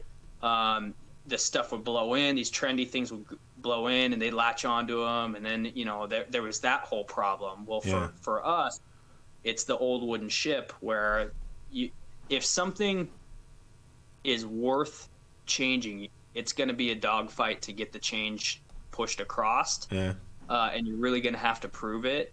And I do like that part of it, but it is something that definitely wears you down, and you got to be ready. You got to be ready for a long haul, a long journey with that. But just an interesting remark. So the motto is interesting. Just a short remark, like put the fire out and save the people. No, the Swedish would not have the same motto. Like saving the people, of course, that's everywhere. Fire service in the world has that as a number one priority. Sometimes when I speak in American firefighters, it's sort of like American firefighters assume that the rest of the world is not looking to save people. Like we have this unique sense of pride of we save people. Like, do you think there's any fire? Well, anyway, so but the other one has changed a lot. I think the last 20 years. To put the fire out is not. That's not how it's perceived. It is limit the consequences for society. Basically, it's different wording, but you could just take an example that is a house is burning, and there's no people inside, or you've searched it, whatever, and a house is burning, and to be able to put the house out, you have to block a street, and it's a big street, and on that street, there's a lot of people passing, and people are going to their jobs and their factories, and they're delivering goods or whatever it might be. And if you close that road and put the fire out, you maybe save the house, and the house is worth X amount of money. But if you close the road for 3 hours, that costs even more. So you might let the house burn down. I'm just an example, like value is very hard to draw. There's this is an old example, but it was one of highlighted the how fire officers should look at like what's our purpose. Like there was a acetylene bottle that was in a garage, and it was burning, and just decided that we can't go in there because we don't know if it's going to explode. No people in life, so just seal off the area and until that acetylene bottle is going to explode. Like we're not going to sacrifice a firefighter just to see if it's possible to drag it out. Well, the problem was that house was just situated, at the beside the railway track, and so the fire officer closed down the railway because, well, if that explodes, it could shoot into a train, and the train could derail and a lot of people would die. That's not acceptable. So they shut down the train, and then suddenly bottled. At least by those days, it may change a little bit now, but that was 24 hours of like waiting time, because there was, they have the chemical decomposition of the material and so on. So it was like 24-hour waiting time, and to stop one of the main train tracks in Sweden for 24 hours like has this massive consequences for society. So, and that came out like, why didn't you take it was a 2-track system, why didn't you take one cargo train and put it in front of it so that the passenger train can pass on the other side? Like, why?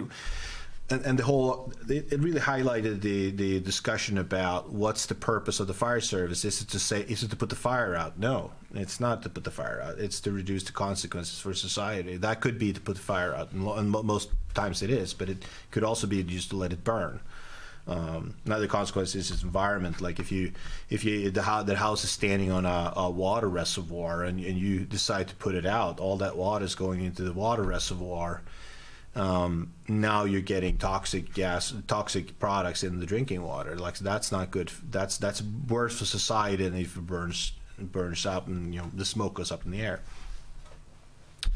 And that complicated things, because that's a whole different ball game for a fire officer to decide what is the. I can't just spray water here and put the fire out, because there's a broader context where that problem exists, and it's my responsibility to reduce cost for society, primarily, not the individual that had a fire. Which is just a remark that it is a bit different, and that discussion in America, I haven't heard that being a very big part of the discussion in America. You have a more simplistic view on the problem, which I would like to have, but I can't. Yeah, and I think there's a lot of value in the simplistic view, and hey, let's stop the problem, let's control what we can control right now, and like my captain at work, he always says, let's not big deal this. That's kind of one of, like, someday when he dies, we're going to put that on his tombstone. Like, he didn't big deal it.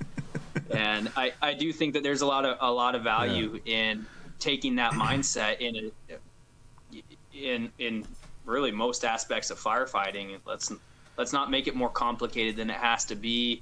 The beauty and simplicity is that it creates decisiveness. So, just like the fire attack is kind of this micro, how you fight fire, like we've been talking about. If you have this super complex system, then it bogs down, it's slow, and it becomes, an agent for inaction with folks. But if you have a system where there's, if this, do this, done, and there's a couple of variables, and it's more, you're playing loose, people are decisive. And then when you're decisive, it's easier to account. It's easier to break down cause and effect relationships and talk about what went right and what went wrong when there's an expected outcome, and it's a simple, put the fire out, save the people, right? And we have a simple fire attack model, and so when somebody goes in, they make it and they fight fire. Because everything is, we really had to get around the term simple being bad. It was like this curse word almost of, well, it can't be simple because then everybody could do it. Like, well, just because it's simple doesn't A, mean that everybody can do it, and B, mean that it's bad. That was something that was kind of a unforeseen hurdle we had to clear. But is it okay to be simple? And then once we freed ourselves up to say, yeah, it's okay to simplify stuff within reason. We don't want to go, there's a happy zone. We don't want to go way too simple to where we're neglectful, but we don't want to be complex where it breeds inaction. And so yeah, with the simplicity in any system, like a fire attack, or even your strategy overall at an incident, it's a lot easier to go back and say, hey, we did this, and we did it this way, and we need to do it better in this way next time, because it was a simple system, which then makes the problems easier to identify, if that makes sense. Oh, it makes sense. I mean, I'd say that you would find very few people disagreeing with you in that philosophy, where of course the problem lies is what people define as simple enough or too complex. So the happy medium you would find shifting massively, because someone, like you said, who thinks that, who has a higher regard of firefighters in general and think they're better than they are, would want to complicate things more, because to increase efficiency, to get a better outcome, because they think they can handle it. And someone who think the firefighters are way worse than they are is trying to simplify too much and then doing as much of disservice. So it is totally the right philosophy, but it doesn't solve any problems, because you have to define what happy medium is. So the philosophy is okay, but then you get into the meat and grinds and say, okay, we have simplified it to these attack lines. We have 3 attack lines. So we have, we have 3 different ways of attacking. We have the push, we have the hit and run. Well, you could do a hit and run, but hit and move. No, hit and run puts you in jail. Yeah. Well, you could just do a quick hit and move would be a hit and run. Hit, run, hit, run. So it's a long ass hallway in Seattle. Do you do a hit and run? No, a hit and move, and then just a move. I mean, then you go so you make these simplifications for a lot of reasons. You take down the complexity of making a decision. You can't, there's tons of research on if you have more options to consider than sort of 2, 3, 4. I mean, you could go to 7, but that is very stress-free environment. Like if you have more decision points than that, you revert back to the default one, like always, because it's the illusion of choice in that case. So there's tremendous amount of value, but how you define those possible actions to take, I mean, that's where the devil is in the detail. So the philosophy I totally agree with, and I think I agree with a lot of the outcomes, like having, Aaron talks about the rules of 3. I mean, that's a lot of value in that, because it's really based in science, of reducing complexity. So I'm very, very fond of the idea of simplifying, and I know that I talked to John McDonough just the other day. We talked about the circle. I mean, you have the circle when you start a career, and you sort of think you get it, and then you realize, at least if you're motivated and study, then you realize you don't get it, and then you get very good at what you do, and then you think that, again, the panic hits in, and everything should be dynamic because everything is complicated and there has to be an optimum solution and everything, and then you start realizing all the limitations of not only everyone else, like everyone else is not as dedicated as I am, everything, they're not trained to the level I am. But then you'll start realizing your own brain, like it doesn't matter that I'm a nerd. When I go to a fire, I can't process more information. Still, it's almost the opposite. You get stuck in analysis paralysis. You get stuck in that loop, and so you revert back basically the same way you started. Just in a better position to maybe make those simplifications that you need. So that is an interesting thing I hear from most people that have made that circle or had helped to make that circle, that you need simplicity. And simplicity is vital to free up cognitive capacity to actually evaluate those options and pick one, but also evaluate the options and see where we shouldn't go for one of those 3. We should do something truly dynamic or whatever it might be. So I agree with that, and we can talk about some of the rules later on, but I will still go back to the chronological order of you're starting at Everest, and you tell me that Everest is a proud department, take pride in their job, And therefore, I think it's synonymous to hard to change. I think there is a strong link between those. I mean, just a simple fact: if you don't care, you're not going to care if you change something. Like most people, it's telling, but most people don't care. Like to do a comparison to cardiac arrest, like when the National Council of CPR says, well, we're not going to do 15-10 anymore. We're not going to do 10-5 or whatever. We're going to do 32. Like how many firefighters stand up on the barricades, go like, "Fuck you! We shouldn't do this. I know the better." Like Lars, that's my favorite analogy to make is that CPR around here has changed multiple times since I started, and that is exactly what I noticed. Nobody was standing up and beating their chest and saying, "No, we were saving people with 15-2. We were saving people with 30-2." Yeah. Like nobody did that. They just went, "Okay. Sounds good." Yeah, but there's two important ones. One is the one that firefighters don't really care. That's just the honest, the honest one. They don't really care. But the second one is they realize very instantly that they have no authority on this. Yeah. They respect the authority of the people deciding, go like, well, they know way more than I do. Let's just follow them. And fire still don't have anywhere in the world, I would say, clear authorities that says that'd be good for bad, but like if you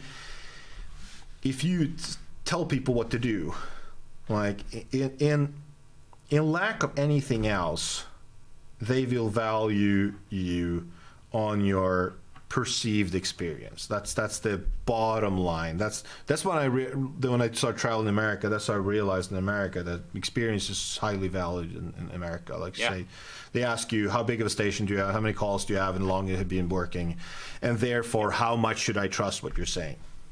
Right. It's not as defined in Sweden. In Sweden, it's more like the experience is important, but there's so much else. And I would say, like that's one, the simple one, and then you start adding other ones, like, okay, this guy or girl knows what they're talking about. They say all the fancy words or whatever, and you start building some kind of authority on that. But that's a very slow process because it takes a lot of time and so on.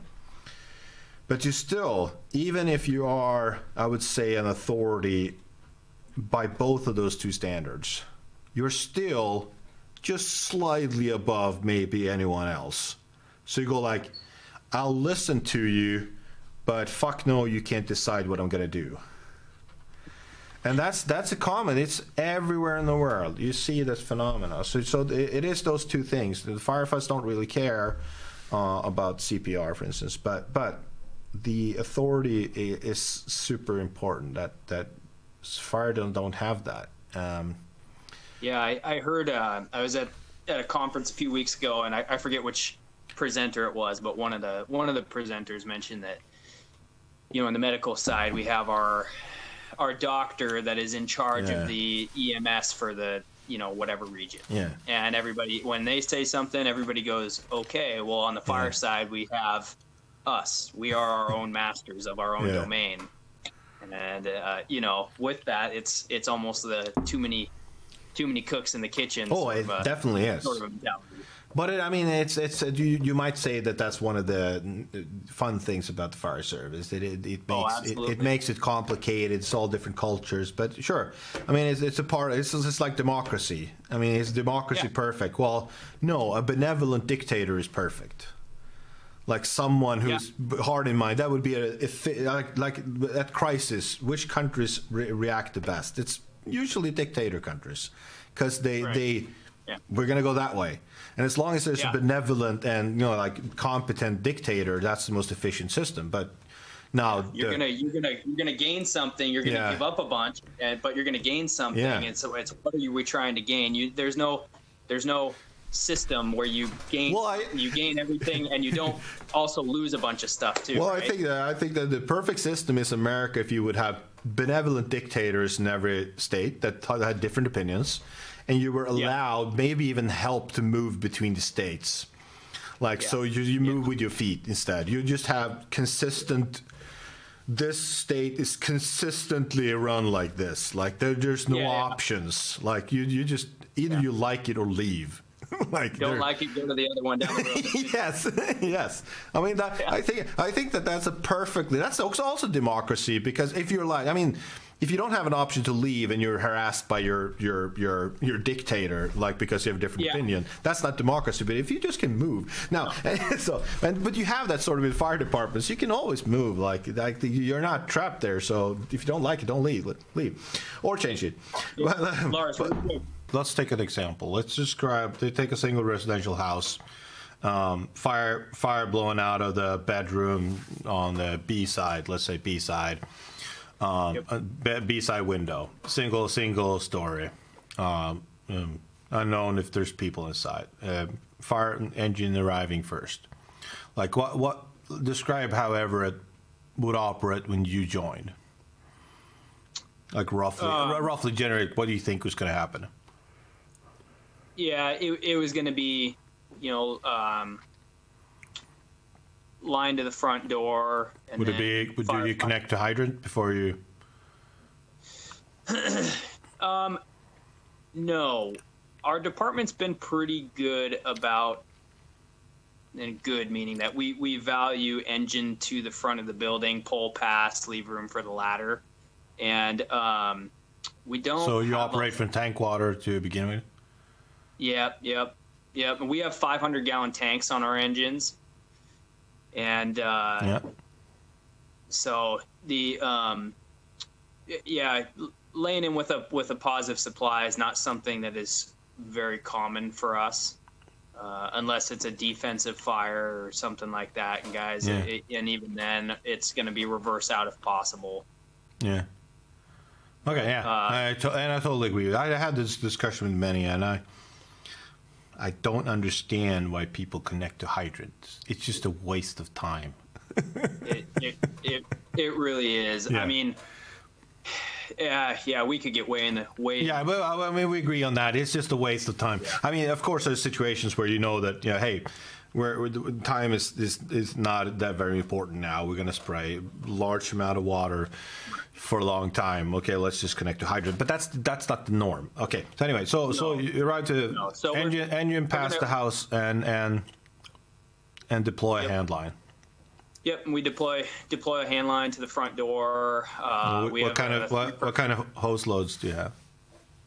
So we run two 200-foot 1 3/4 pre-connects off the rear. Kind of our go-to. Yeah.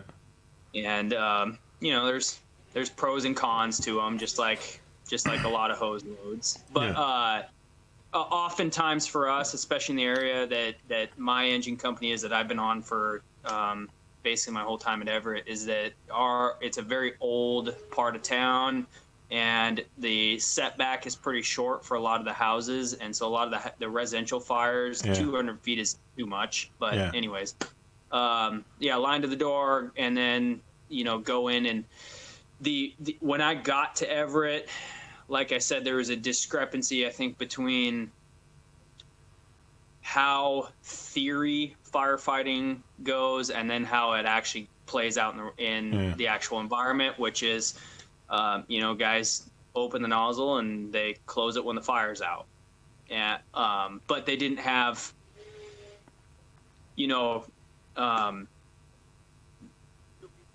I think Everett has always prided ourselves on getting inside and putting the fire out. That's something that drew me there. And exterior attack definitely has a place. Our department does it. It's just we're an urban department, and so the delays that would necessitate dragging a line around to a different side and putting water in the window, it's just faster for us to open up the door and use the reach of your stream to knock it out from 5 feet in the door than it is to drag another line around. So that would be a standard bread and butter fire for us. So we can get back to the transitional or the exterior attack, or call it whatever you like. Yep.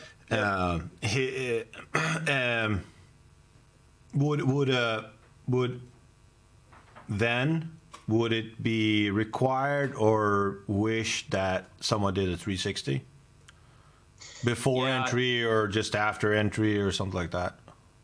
Yeah, usually the first in officer is going to do a 360 while the firefighters get in the line and stretch to the building. And unless it's a bigger building, yeah, talk your residential, the normal residential.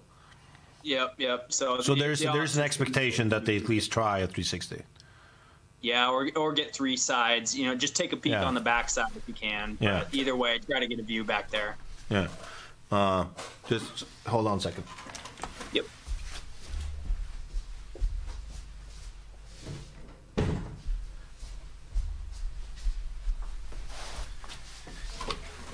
The cat opened the door, and I need to close it because the family is sleeping up there. No problem. Yeah. So at least there's an expectation and an expectation and try to do a 360. So would you say that the firefighters would commence their fire attack through the front door before, unless the officer is not back in time, or they would go as fast as they can, or would they wait for the officer? They would start their fire attack from the front door, and if the officer isn't back quite yet, they would probably start at least opening the door and checking out the inside, and if they can fight fire from the front door, from the vicinity there, then they're going to start fighting there. So again, back then, maybe it's different now. We can take that later, but back then when you joined, would there be a discussion or an expectation or non-existent thought about doing door control in a situation like that, like a residential? Yeah, I mean, door control. The guys, that taught my when I went through the State Fire Academy, taught the fire behavior that was so good. They were captains at this department, and just retired a few years ago. Yeah. And so door control was a big part of what they were preaching, and something that right when I started from the get-go, it was, hey, get the line stretched, and if your officer's not back yet, close the door down, and wait. If you can see the fire, if the fire is right there, obviously open up and do what you got to do. But if it's not, then close the door down and wait for them.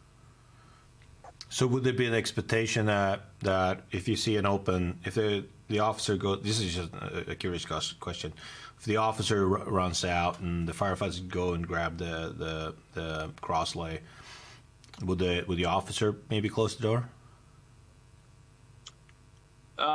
Sorry, say that again. If the firefighters are busy just fetching the hose line from the crosslay, would there be an expectation that the officer starts closing the door when they do the 360, or is that? Yeah. Yep. Yeah. If the firefighter's lagging behind a little bit with the line, then they're going to close it down. Yep. Yeah. At least. So So the officer's doing this 360, or at least tries to do three sides. Firefighters are getting ready. Probably not a transitional attack. Because simple residential. So firefighter starts moving in. Maybe the officer is returning.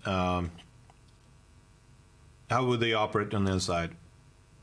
When at least back then, 2015, 16.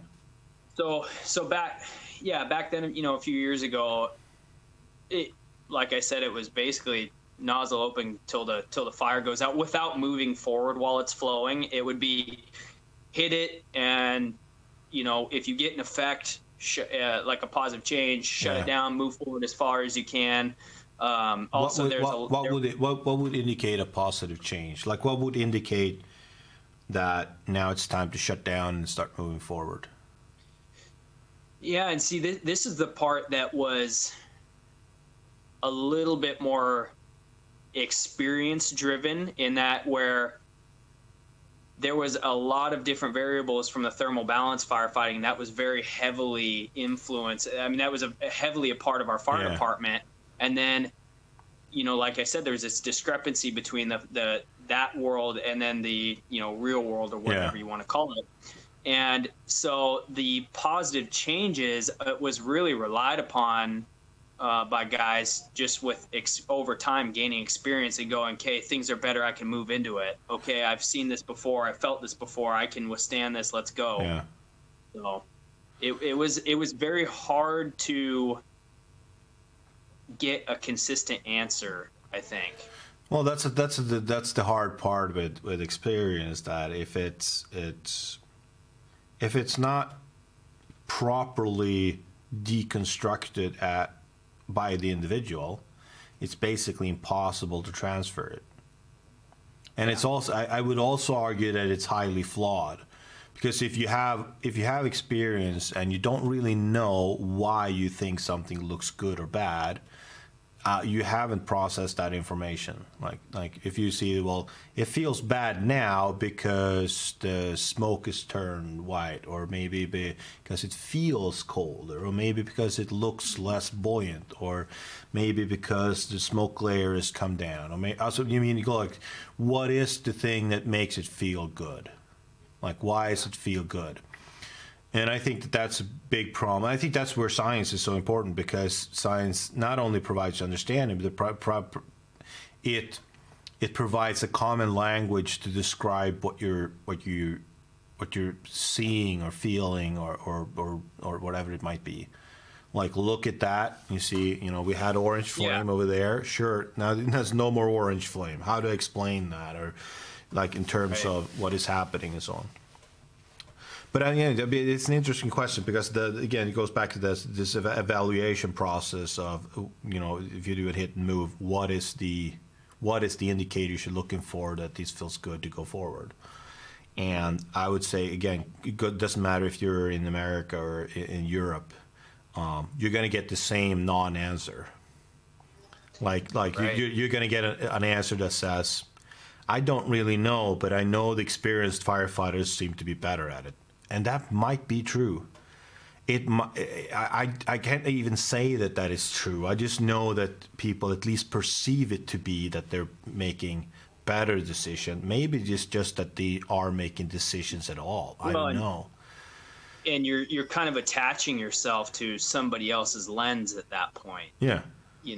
And you're just completely giving yourself to the whatever that person's experience is up until that point, which maybe it is great. Yeah. Like, for me, and the officer that I work for, very experienced, but the way that he thinks and the way that he runs fires is something I look up to a lot. I think he does a fantastic job, and I got lucky, right? But you could easily, and I have had it before, where you go the opposite way.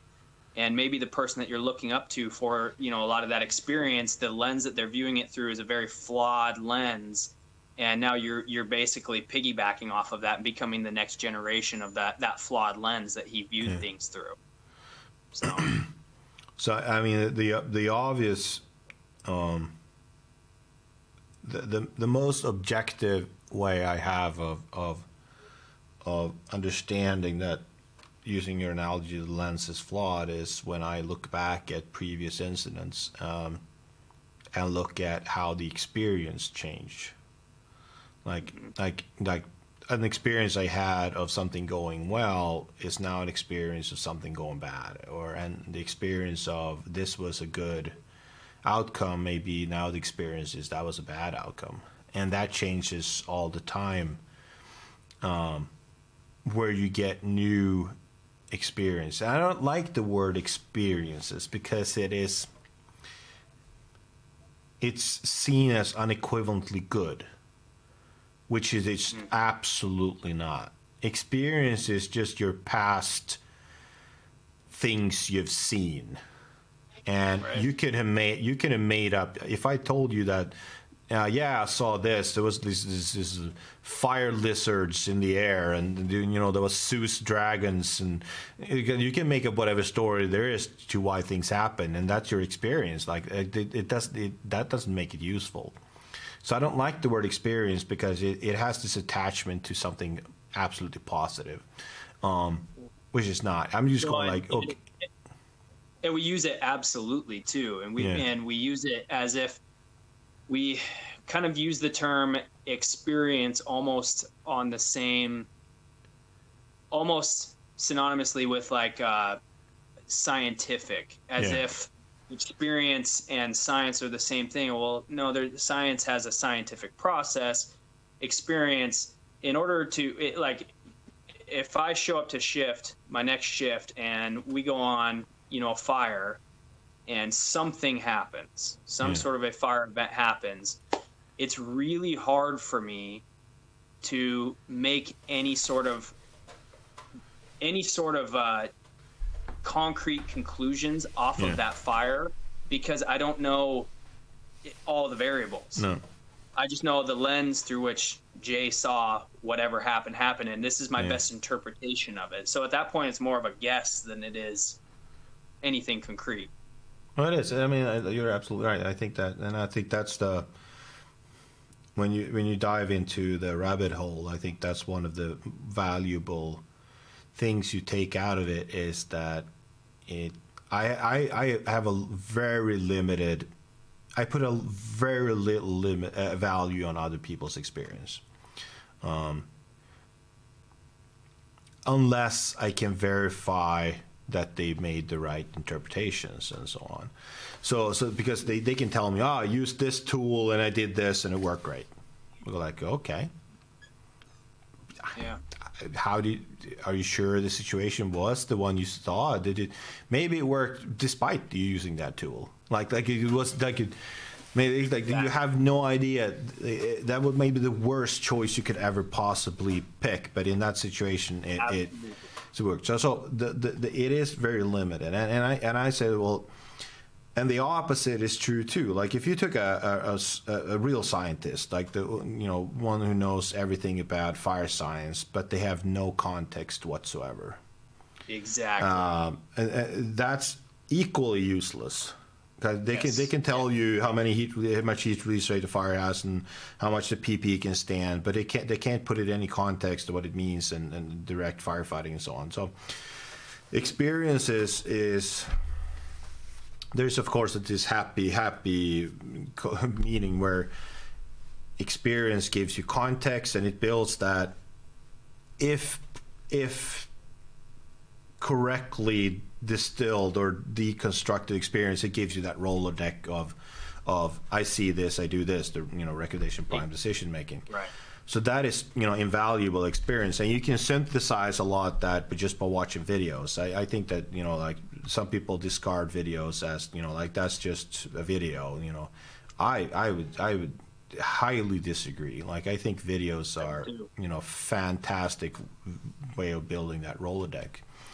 Now again, I sometimes, especially when I do training, I mean, I take a video and whatever I'm seeing, like an event, I don't really care sometimes if that is because of this reason or because of that reason, that reason. I'm just using it to give whatever I think I want to teach that Rolodex for someone who's going to do it. I just want to give them a visual picture. If you see this, do that. In that case, it doesn't really matter if they're getting a fireball out a window. Was that because of a backdraft, or was it because somebody put a stream into another way of pushing it out? It doesn't really matter in that case. So that looks like this event, and I use that to build a Rolodex. This is what you're going to do, which is not the same as saying I want to know exactly why that happened, which is a totally different question. So right. Videos for me is, as a teacher, I use it to build a Rolodex, and sometimes I get people, okay, I've been to that fire. Your story doesn't make sense. I go like, I don't really care. That's not how I use. I use this to paint a picture and build a story to teach a subject. Now again, experiences are that, to me, that thing. It is mostly useless unless very properly deconstructed, which is not I can't do that on my fires mostly because I don't have enough information, so I can't draw a conclusion from it, but I have those mental pictures I can use as a Rolodex. And I think that most firefighters' Rolodex are built connecting the wrong action to the wrong mental picture because they haven't deconstructed it. They don't know what the right answer is and so on. Yeah, I mean, there's a lot of different ways. Like just because something the fire went out. Okay, well, And, you know, like we use that in our academy as the motto. Fire went, you know, put the fire out, pull the people out, right? Yeah. Well, under the understanding of just because the fire went out doesn't mean it went out well. Doesn't mean, you know, like you said, did we get lucky? Is this, you know, something that's repeatable? Is this worth building concrete, you know, operations off of, all that kind of stuff? Yeah.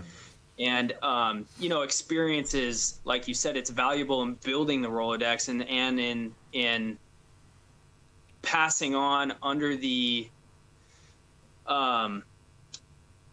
there's some guys that do it very well. They pass on experience very well. And there's some guys that say, well, I saw this, and so therefore I'm going to do everything like this from now on because of this one experience. You go, okay, well, you didn't, that's just a reaction. That's not deconstructing it. Yeah. And, you know, people who actually deconstruct experience and extrapolate valuable take-homes off of experience, that's why they're so valuable and why they're, you know, so rare. People who can actually appropriately do it that way. Instructors are a dime a dozen in the fire service. Everybody wants to have a voice and, you know, beat the drum and pound their chest and teach somebody something. It's just kind of the nature of the fire service, but not everybody is good at deconstructing, you know, and reconciling the experience and the science and putting the two together and finding that happy medium, like you said, where we can actually build operations off of it. Yeah, and I think like the best, again, you meet firefighters that are objectively very experienced. Yeah, absolutely. And you go like, I have no problem going into a fire with you, and you're probably good, but the value I have from them is like zero. Because again, they can't give me their experience in a good way. Because they maybe don't have the vocabulary, or maybe they haven't deconstructed the experience.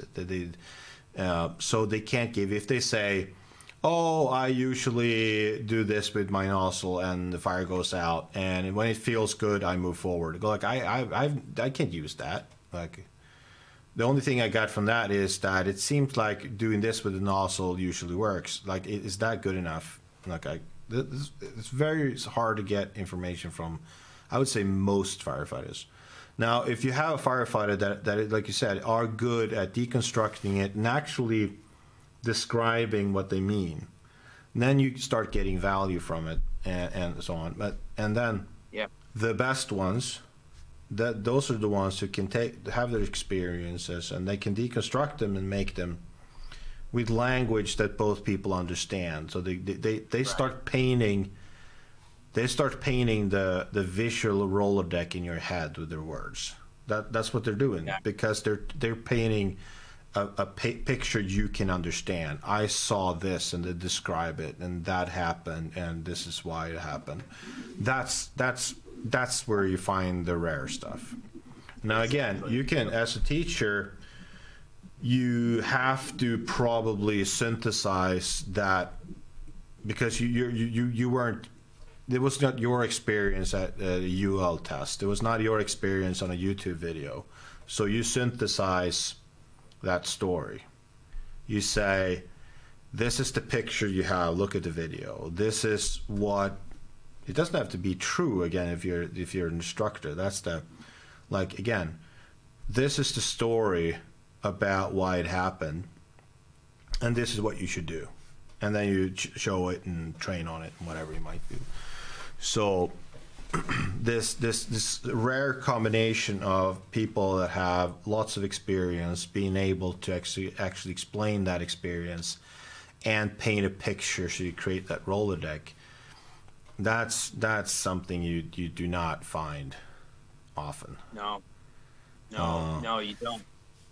And that's, again, one of the reasons I find experience, in the sense, experience is critical for understanding, again, so putting everything in context, but in the sense of what value do I get from it. Most people's experience are not valuable to me. Yeah. So with that said, you talked about them going inside the building, and they would flow water until they see some positive feedback. Unclear what that is, but again, more experienced. Very would experientially feel it better, whatever it might be, and then they would move in further and maybe hit it again if they felt like it, and so it would be sort of a hidden move, but less fast. It would just be stationary till you see progress, then move, and then you see progress and then move, or what would you call it? Do you have a name for it? Yeah. I mean, obviously, we're speaking very generally here. Yes, I think I know. Yeah. Yeah. You have to do that. I mean, there's just, I think as a general rule, summing it up, it would be, whenever your internal sensor as whatever experience you have up until that point says, hey, things are good, move forward. Okay, open it up again. Things are good, move forward. Okay, open it up again. I think that was and has been the method for fighting fire for us for a long time, and like you were talking about earlier with one side you've got alarm bells going off, and then on the other side you're like, okay, things aren't that bad, and you go, yes, there are plenty of flaws with that, but at the same time, Everett Fire has been putting a lot of fires out for a long time really well, and I mean, you've got both these things, so it's very confusing. You are absolutely at the mercy of every time somebody goes into a building, you're at the mercy of whatever experience and whatever alarm bells are going off for them, going, hey, open up the nozzle now. And, things have worked out well up until this point. But also quantifying what works out well, that's a whole different... Oh, yeah, it's very hard. I mean, again, like you said, every fire goes out. You could just stand on the parking lot and wait to go out. So, I mean, that definition. But, I mean, there is a reason for why this problem exists in every fire service in the world. Quantifying good is like sort of impossible. Absolutely. It is. You have to be in the microcosmos, looking at the details to see, like, with again, that what you perceive is the right answer. Like, you go like, and I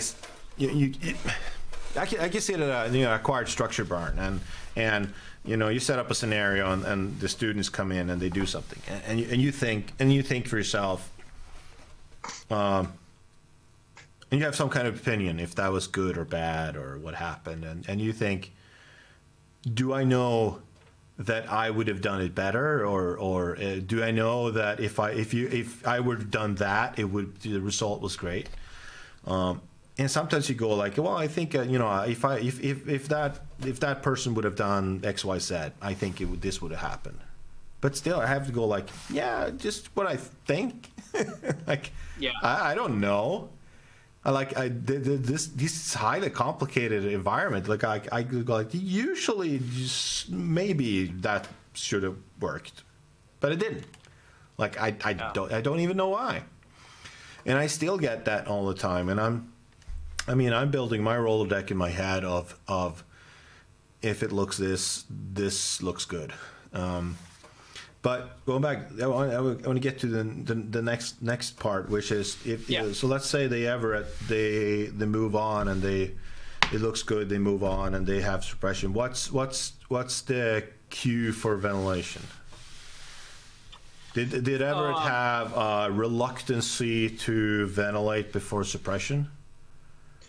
No, we've early ventilation, or I think culturally, truck company stuff for a long time before I made it to Everett. Yeah. Culturally, it was almost.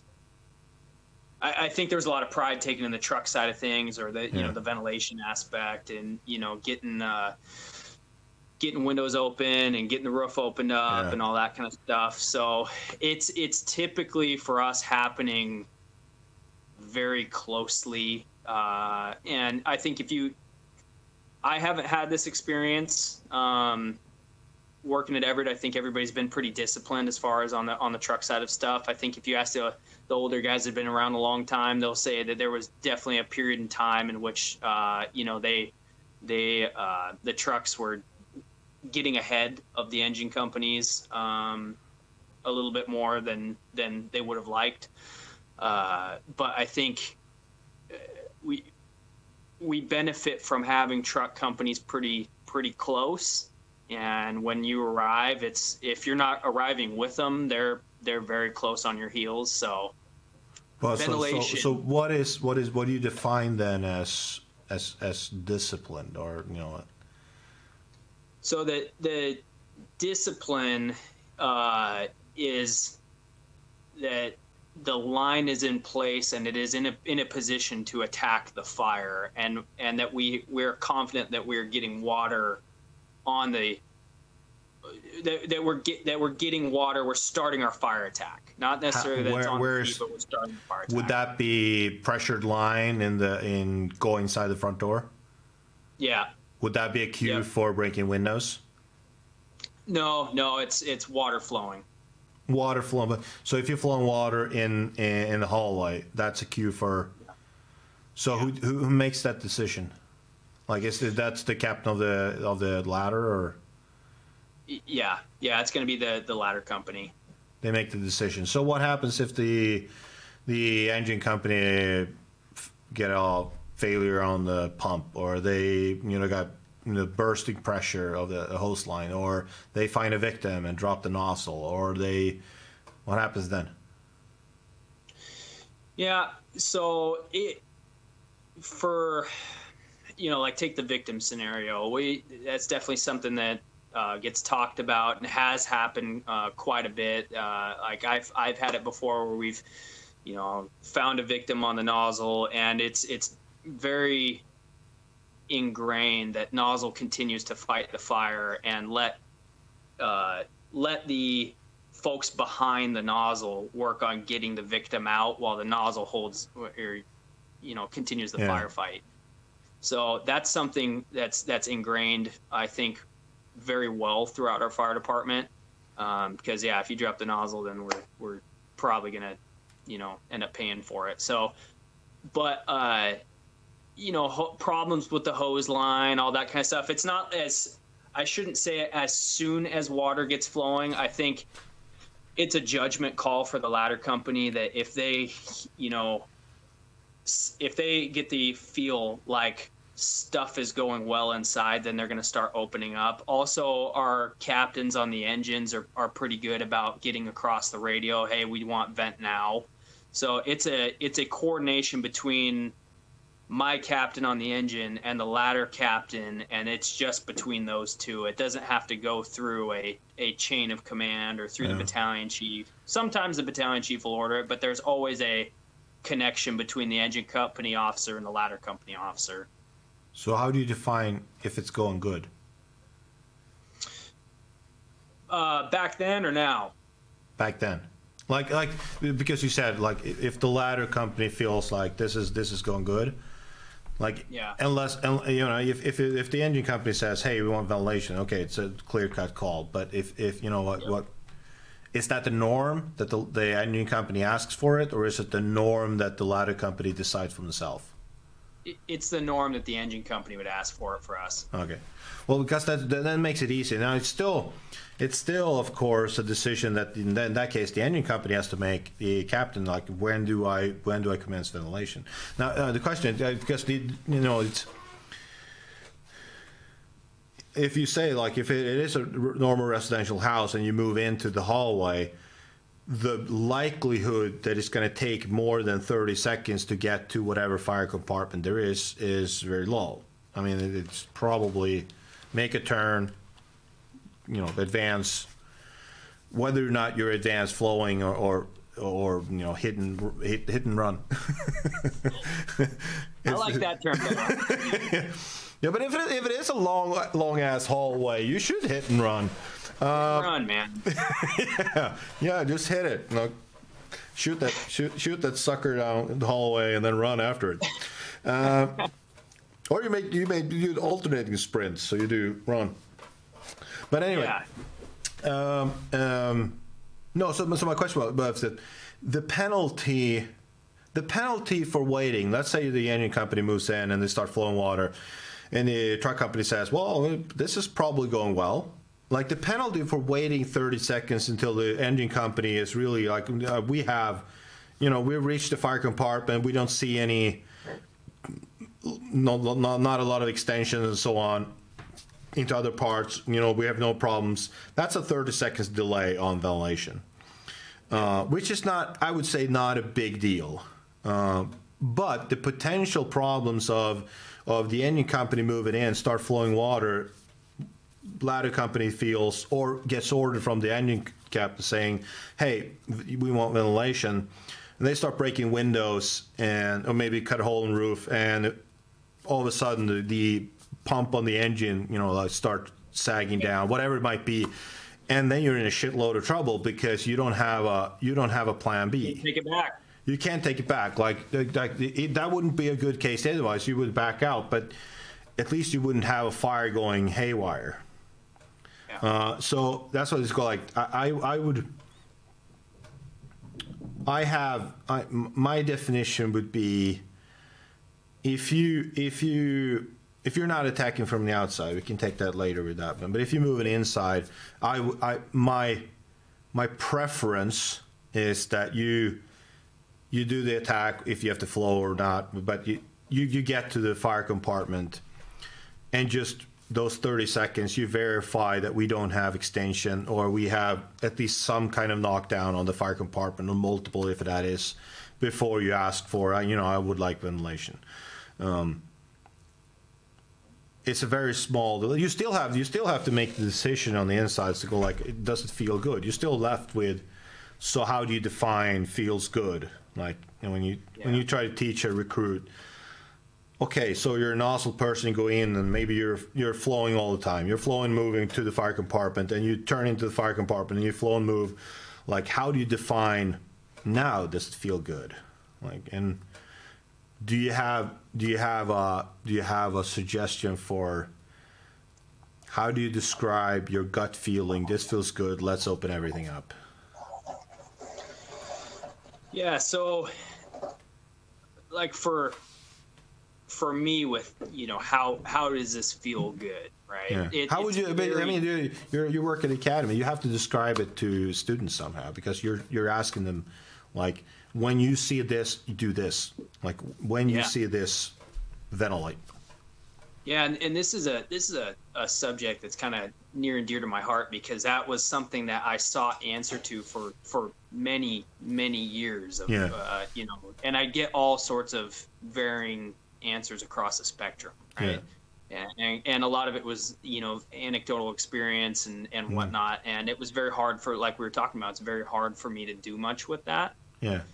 And so at least it's hard to teach it further. Like, how do I teach like someone's story? Like, oh, it feels good. So when it feels good, I say to students, you ventilate. They go like, okay, when it feels good, I ventilate.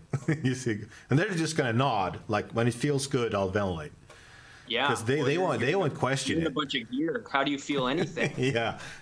No. So do you have a thought? Yeah, so that's something that we work on a lot with our recruits, is what is good, right? Yeah. And what good is reduction in heat, which is hard. It is hard to feel reduction in heat through your gear. It can happen at times, but that is a sign. So reduction in heat, obviously darkening down. We have. We can hear our stream. We teach them a lot on listening to the stream sounds. We have. So how do you? Sorry for interrupting you, but yeah. So again, like I said, heat hard to that. It could even be warmer because you're creating steam and so on. Blackening down. I mean, it feels like. I mean, that's a good indicator anyway. If it goes from orange to black, that's at least going in the right direction, at least period. But when you say, okay, so listen to the stream, okay, what are you listening to? What indicates this feels good by listening to the stream? Yeah, so the stream, when the stream enters the fire room and the fire area, there's a significant difference in just it's crashing around the walls and so on and so forth. And so I know when water gets on into the fire room, things are going to get dramatically better, significantly faster. Yeah. So you mean that the assessment is, I think I'm getting water in the fire compartment. That should make it better, not necessarily that I know from the sound that it's actually getting better. Yeah, exactly. Okay. Yeah. It's okay. Get it. So then one of the other things that you can see happen in front of you is as stuff is cooling down so rapidly, you get that everything starts moving with your stream. Yeah. And so when you take the initial fire attacks, like I was taught, where it was a hit and boom and hit and boom and hit and boom, you never got that.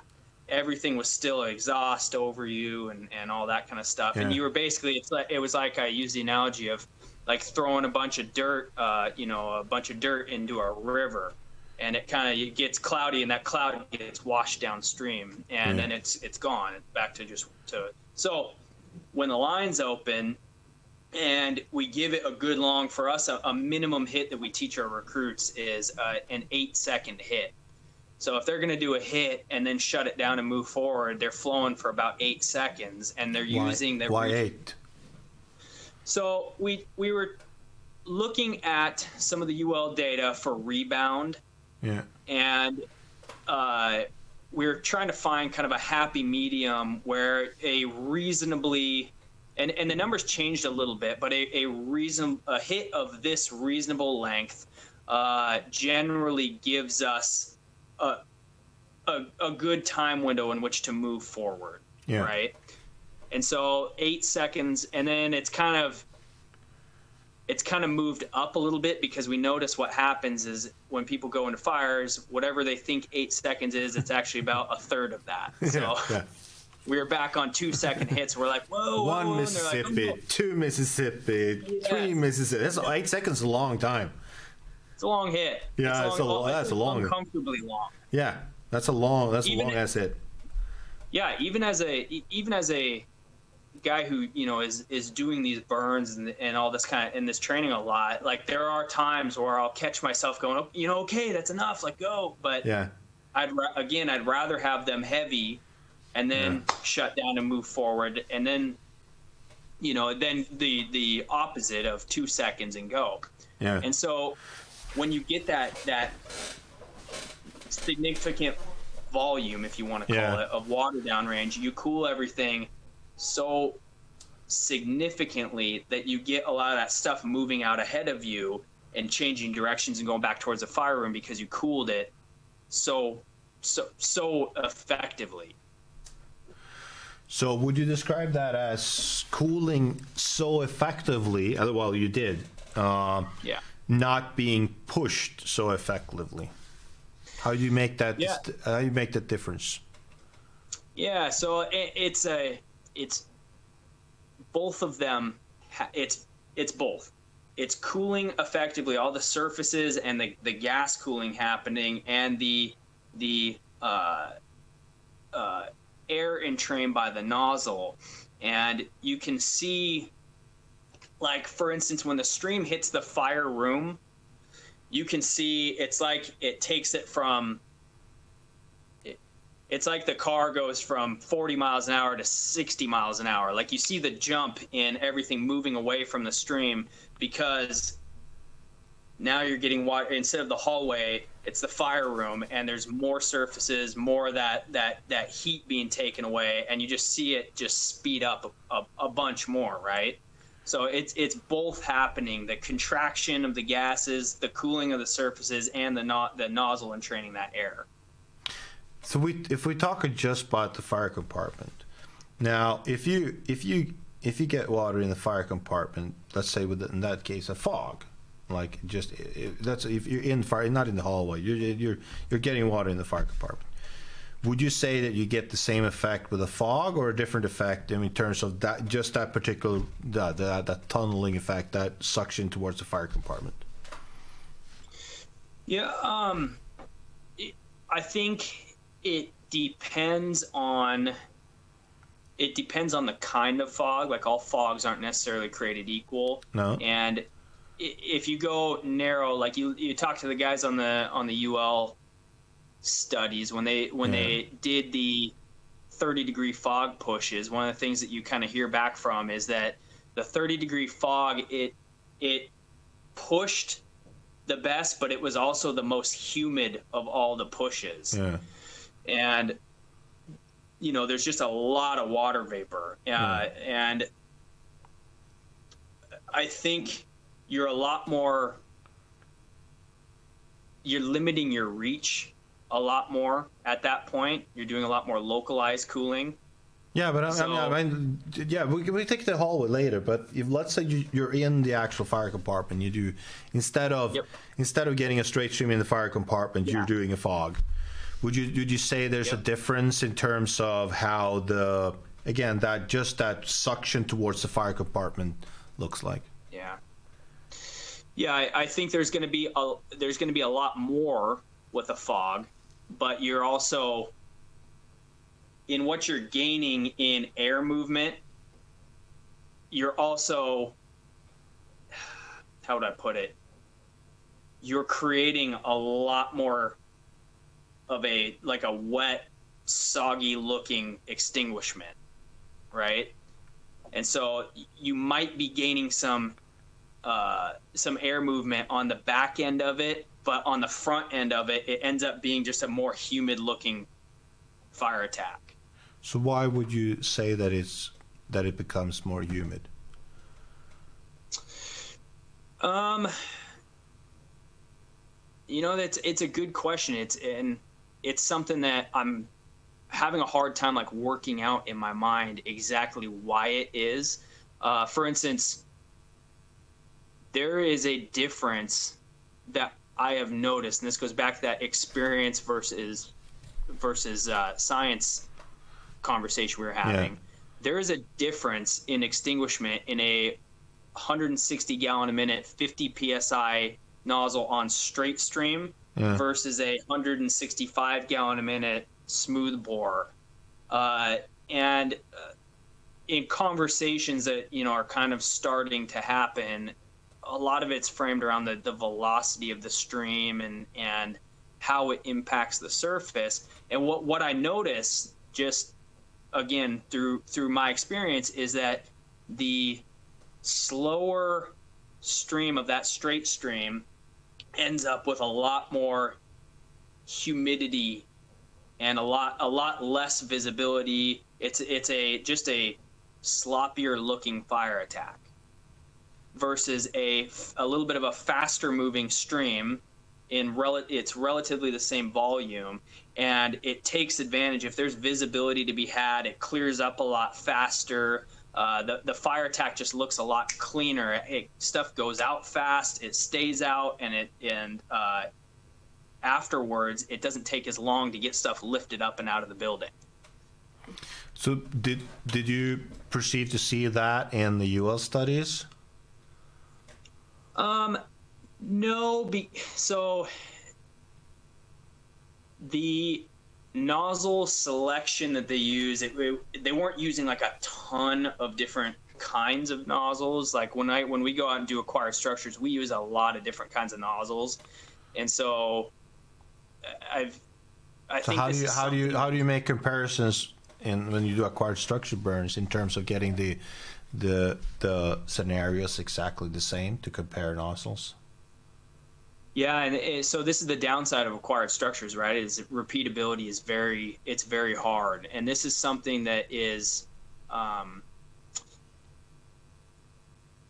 it's definitely on the front end of igniting my curiosity in this concept, because it's something that I'm starting to key in on and notice, and I don't exactly know why it happens, but it seems to be a theme, and over a broad enough spectrum of fire attacks where, we're fighting fires in bedrooms with extension down the hallway.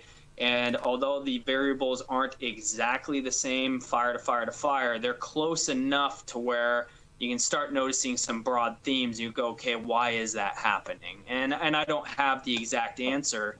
I've got some theories. I think stream velocity plays a lot in it. Why? I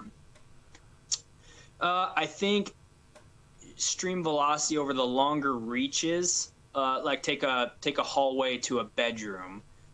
You're talking 20 feet, 25 feet?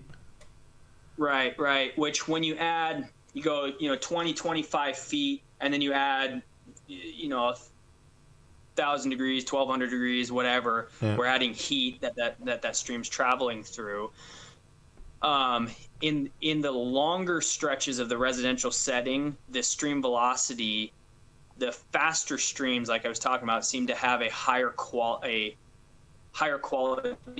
extinguishment.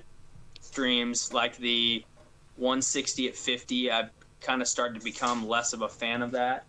It feels like it's almost vomiting water, and it ends up in this sloppy looking extinguishment where it's humid, and we got to really air the building out afterwards and work hard to get a lot of this humidity out of the building.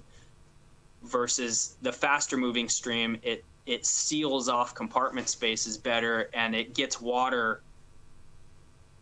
I think it has to do with how it impacts the surface. It smacks the surface so hard, the droplets stay fairly robust, and then that ends up with better surface cooling on the lower levels of the compartment. I think the slower moving stream, it's hard, and this is just a theory, the slower moving stream might ride the surfaces a little bit more on the upper parts, and we don't get the same quality of lower level fuel cooling.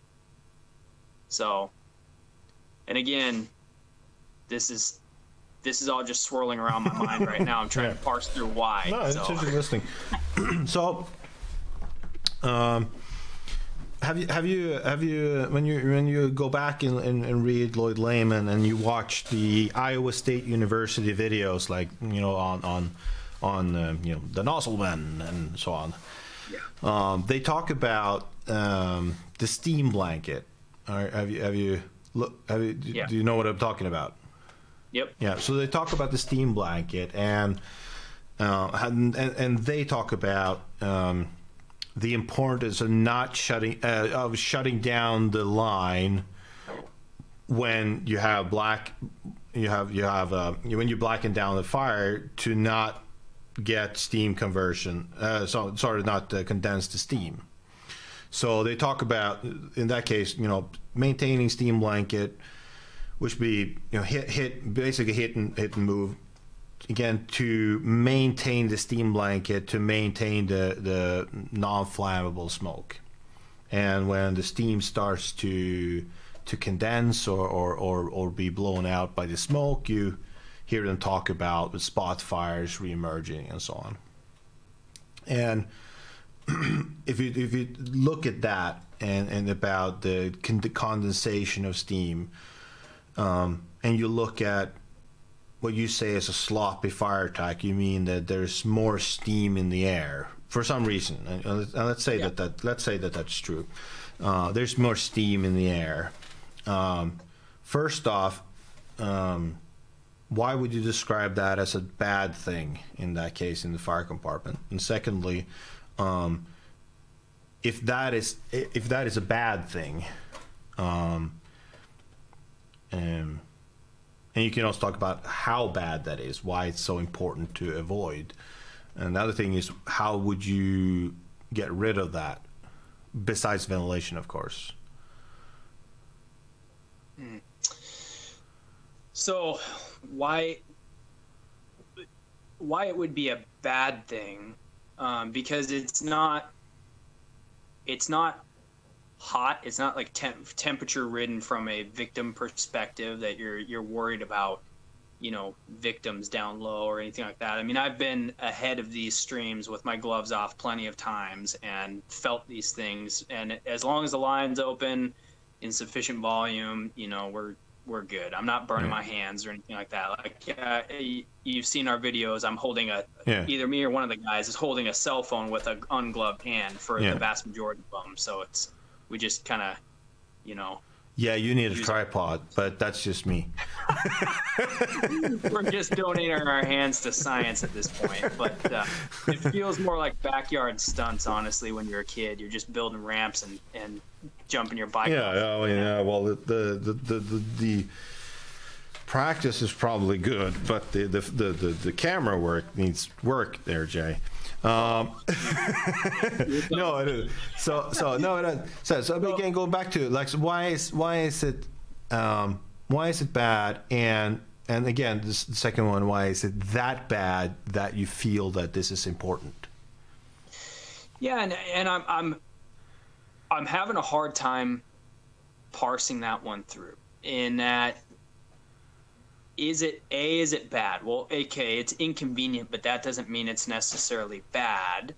Inconvenient. I mean, if you look at if you let's say just talk to Lloyd Lehman saying that, well, a steam blanket is good for maintaining the fire down. Like you make an argument that if you create a lot of steam in the fire compartment where it's very hot and nobody's going to be surviving in the fire compartment by itself, like so that's not a problem. That gives us more time to do search and rescue before that steam blankets lifts.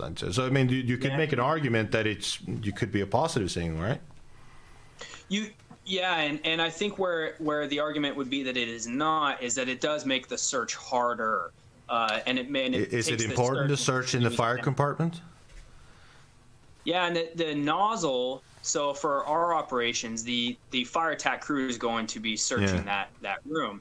And on a push that happens or fire attack that happens with we'll call it you've got a crisp, clean fire attack on one hand, relatively speaking, right? Obviously none of them are, but you've got this humid, soupy fire attack and you've got this crisper, cleaner fire attack. Well, that fire attack, there is enough of, like Lloyd Lehman's talking about, where there's that steam being generated. There's enough of that steam, like we're not dealing with pockets of fire or anything like that. We're putting. No, I'm just Yeah. So it, but the soupier fire attacks where we're having a bunch of just cold humidity around, it's hard to search fast in that, right? In the fire compartment or elsewhere also? Distant from the fire department, down the hallway, and if there's bedrooms with doors open and stuff like that, we do end up with a not significant. The longer the nozzle's open, the more air we entrain, and the better those spaces are off anyways. But in the closer we are to the fire, the harder it is to search, right? Well, I mean, again, I just ask it because first off, let's say that that's the case. Let's say that the smoothbore, I could, let's say one reason is the smoothbore, because of the higher stream velocity, hits the surface harder. It means that it breaks up more, and that creates more droplets that spreads around. And let's say they cool the surface more, but it's also very high volume, so it overcools the surfaces relatively fast, which means that we reduce the amount of steam. Maybe it's the fact that it hits the surfaces harder, and that's also creating a lot of small droplets, and those small droplets condense the steam because they cool the steam down. So, it could be multiple things if it's true. So you do that with the smoothbore, and you say, okay, so I get this benefit of less water vapor in the air afterwards. It's less humidity, and that decreases search times. And it can also be too. So this is a part of, I don't know exactly why, and I don't know exactly all the variables that make it so. It could be the stream, but it also could be when we attack a fire with a smoothbore, the weight of that nozzle is so small, it's easier to whip it. Yeah. And those streams get moved more, which moves more air than a typical fog nozzle. It's a little bit heavier. It's harder to move that stream around. You're not whipping that stream as much. The average nozzleman isn't whipping that stream as much as a smoothbore, and that could play a part in it too. So in that case, it could be. Are you saying that by whipping it around more, you create more air entrainment, and that ventilates the structure better just simply by using the stream? Yeah, it could be that we're moving the nozzle more with one nozzle than the other. The other's moving slower. It's more of a back and forth. Where with that smoothbore, a lot of folks, their fire attack's going to be more of a aggressive whipping of the nozzle. So that could play a lot in it too. It could just be that I'm noticing themes, but no, I'm trying to, because one thing that first off is on my head is like is this important? If it is, like, just go like, and then go like, you know, sort of maybe, and you kind of go like, but it's definitely marginal. Like, and you go like, oh, do I want perfection? Absolutely. And go like, so what's the cost of getting perfection? Okay, so switching to smoothbores, and then you go like, okay, so that may or may not be, for instance, a good thing to do. Now that also comes with a lot of consequences, I would say. Other consequences. Anything from, do you maybe have to buy a new hose because you need a stiffer hose, because you need a stiffer hose because you otherwise get kinks. Okay, that's a purchasing thing. That's not a big problem. You to the smoothbore compared to a straight stream, you're not as efficient to doing hydraulic ventilation. Sure, you can remove the tip and you half bail, and you can do that. And that it's a little bit more cumbersome. It's not a big deal. No, maybe not a big deal, but it's sort of a thing. But if you want to distribute the water better on a wall or whatever it might be, you can.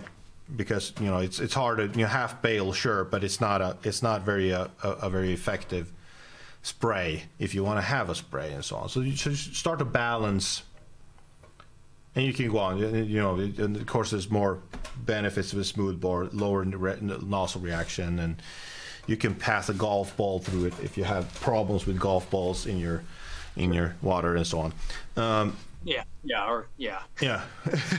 Well, I mean, I fully have been that's been a major problem for us.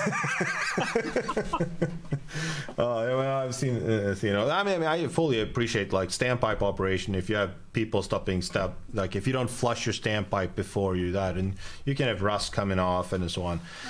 We've recently had some problems with PVC shape actually coming through, which has been a big deal. But go ahead. I don't know. I've noticed just a thing. It seems like American fire trucks don't have screeners on their incoming water. Yeah, we have intake screener. We have intake screens. So like the PVC shavings that are coming through, or what the plastic shavings that we've had recently. The intake screens stuff still gets by them. Pebbles get by them all the time, and all that. So, that's interesting. I've never. When I first heard about the problems in America about stuffed fog nozzles, I actually did some research in Sweden. I asked everybody because I didn't think it was a problem here, at least here, and I asked them, and nobody's ever heard of anything remotely. But I don't know. So in Sweden, it doesn't seem to be a problem. But we have it all the time. It's weird. It's amazing some of the stuff that comes through. I'm waiting for the day I shoot a goldfish through the other side of the nozzle. But anyway, so there's like, so that's a sort of a separate issue about that. But now when I look at the UL study. And smooth versus straight stream and so on. I can't see anything when I look at the videos and I look at the data.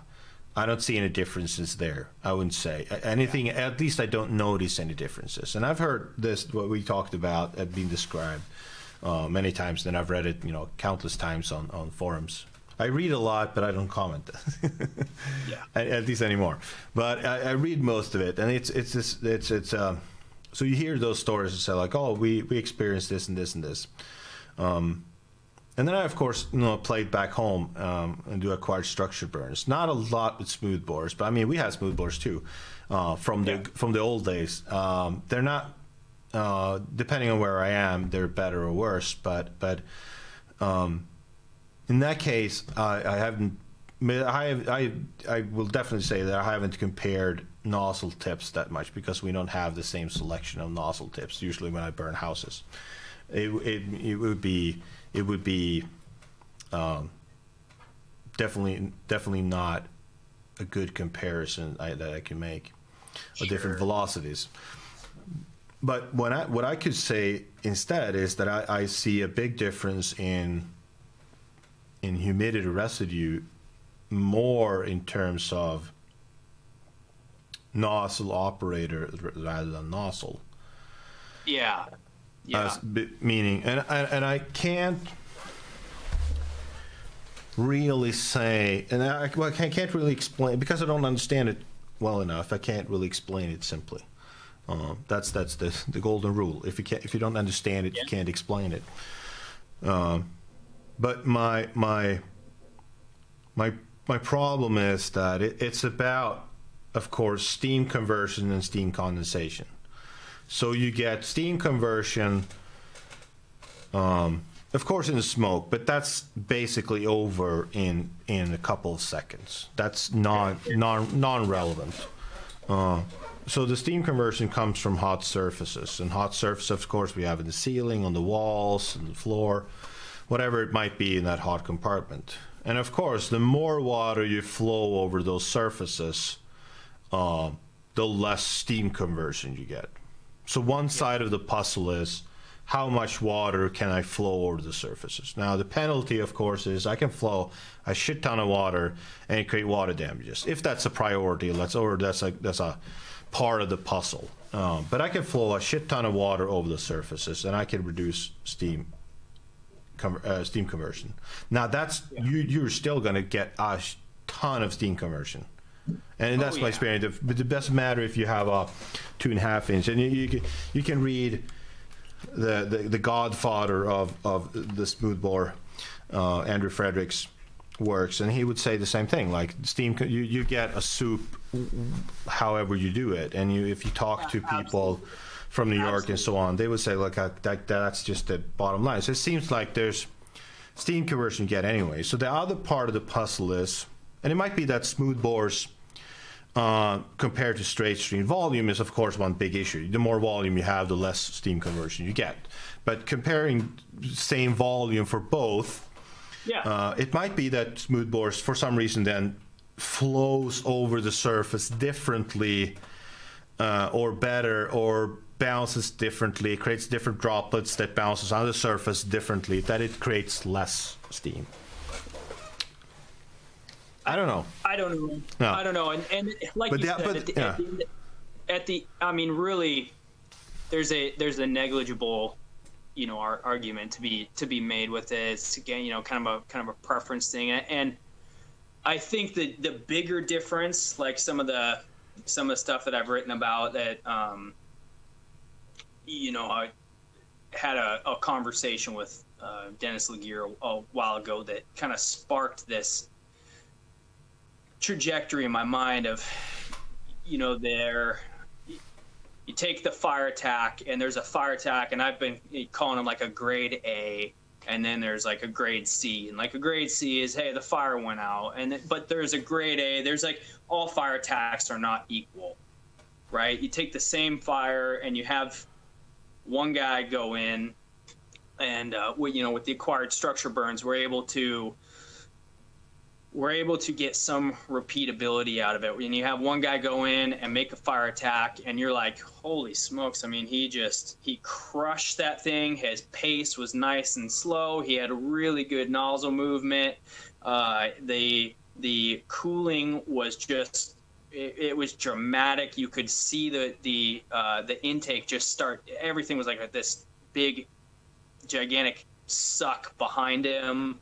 As he worked his way back towards the fire room, you could hear his stream getting in the fire room from, pretty good distance away. He sealed off, and so on and so forth. And then another guy comes in, does the same exact room, and a lot of it has to do with nozzle movement. A lot of the poorer fire attacks, they don't move the nozzle as well. They're not using the reach of their stream, and they're going way too fast, where they kind of outpace their cooling that's happening, and that we kind of we're moving twice as fast as we think we are. I know I am on most fires. I'm moving a lot faster than I think I am. So the best fire attacks that I've seen and that I've been in there for have always been the slowest, physically, right?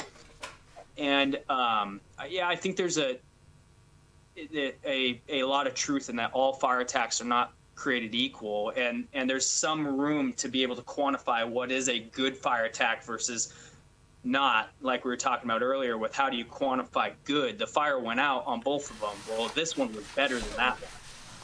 Well, I mean, it's not strange to say that a slower one is better from that perspective, saying that, well, a slower fire attack allows more time to cool the surfaces. You will flush the same surface more times. You will have more, so say, droplets created splashing forward, which would create that blockage or whatever you want to call it, that push forward. Because it's an overpressure in front of it.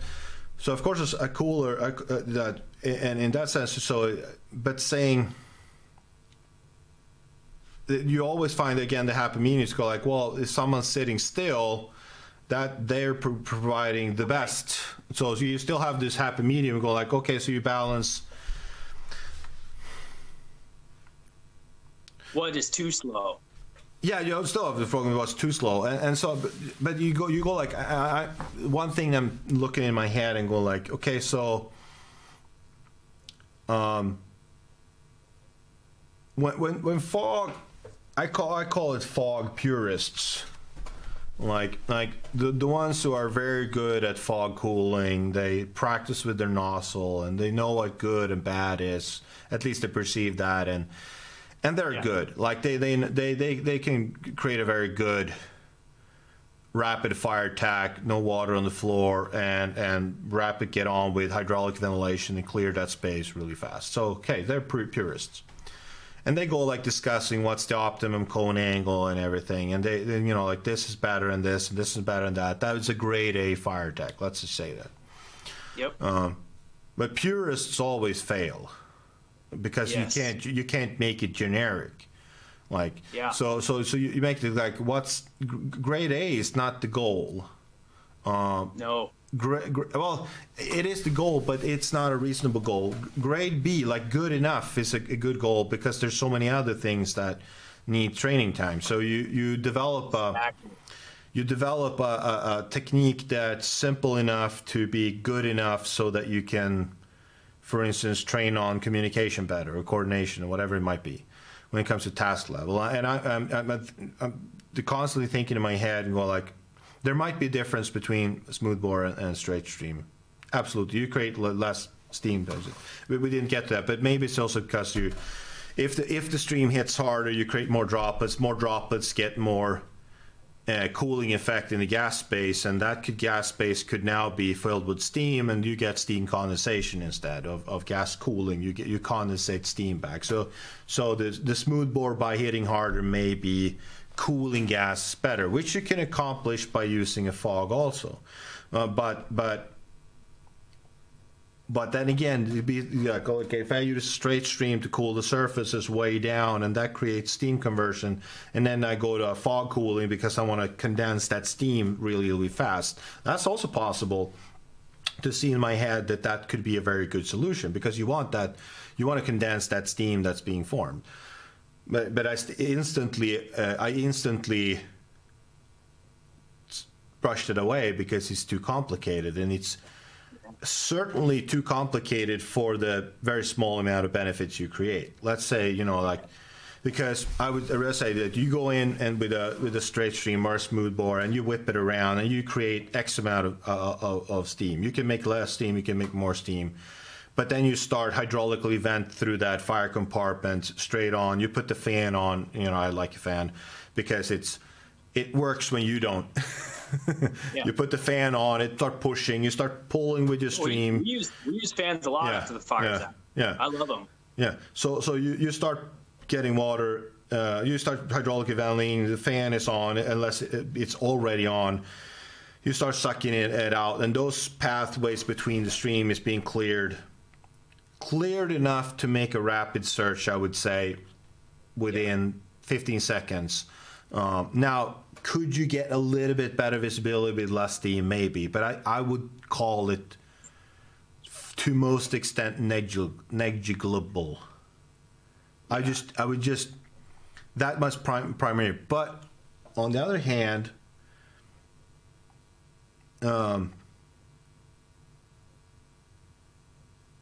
you have to look at the downside if you're going that route just by choosing a smooth bore. Just saying that, well, if I do the same thing with smooth bore, it's not more training hours, there's a lot of benefits and so on. So it's a whole package. Now, for me, go ahead. No, but for me, I mean, the decision, I mean, just the discussion about water damages and the supply system, like we're going in the opposite direction, and I don't see us stopping. And this would be a very great discussion to have with you, because I think that ultra high pressure is a vital part of fire suppression. Just as I see straight stream, like you've seen on my lectures, as being part like the default way of doing interior attack. And when I look at the whole firefighting system, it's too expensive and too inefficient to have that many big fire trucks. They're slower, they're more expensive to run. It's an inefficient system. Now, when you look at that, so when I say, oh, do you want a smooth bore or not, I don't look at it from the engine in and what's best for the firefighter. I look at, is it reasonable as a whole firefighting system? No, because I don't want to have just a few big fire trucks. I want to have 3 small ones that will get there faster because they're more dispersed. They will get there and get water on the fire faster, and that will provide much more benefits than having a big smooth bore doing something good a minute later, 2 minutes later, 3 minutes later. But also that context difference, we have much fewer fire stations. So that makes much more sense in our context than it does in America, because you do EMS, you have more fire stations. Yeah. Yeah. And for us being on scene, so the station I work in, there's two rigs at our station that are staffed, and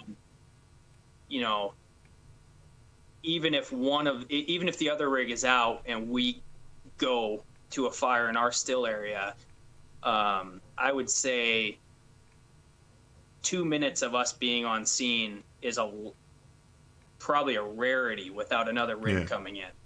Yeah. Even if the other rig's not there, and we're so on and so forth. So we're getting there quick. Our stations are 20 blocks away or whatever from each other. It's not. No, and I mean, that's a big factor to consider. I mean, when looking at those systems, I go like, I can make it. I can understand that and so on.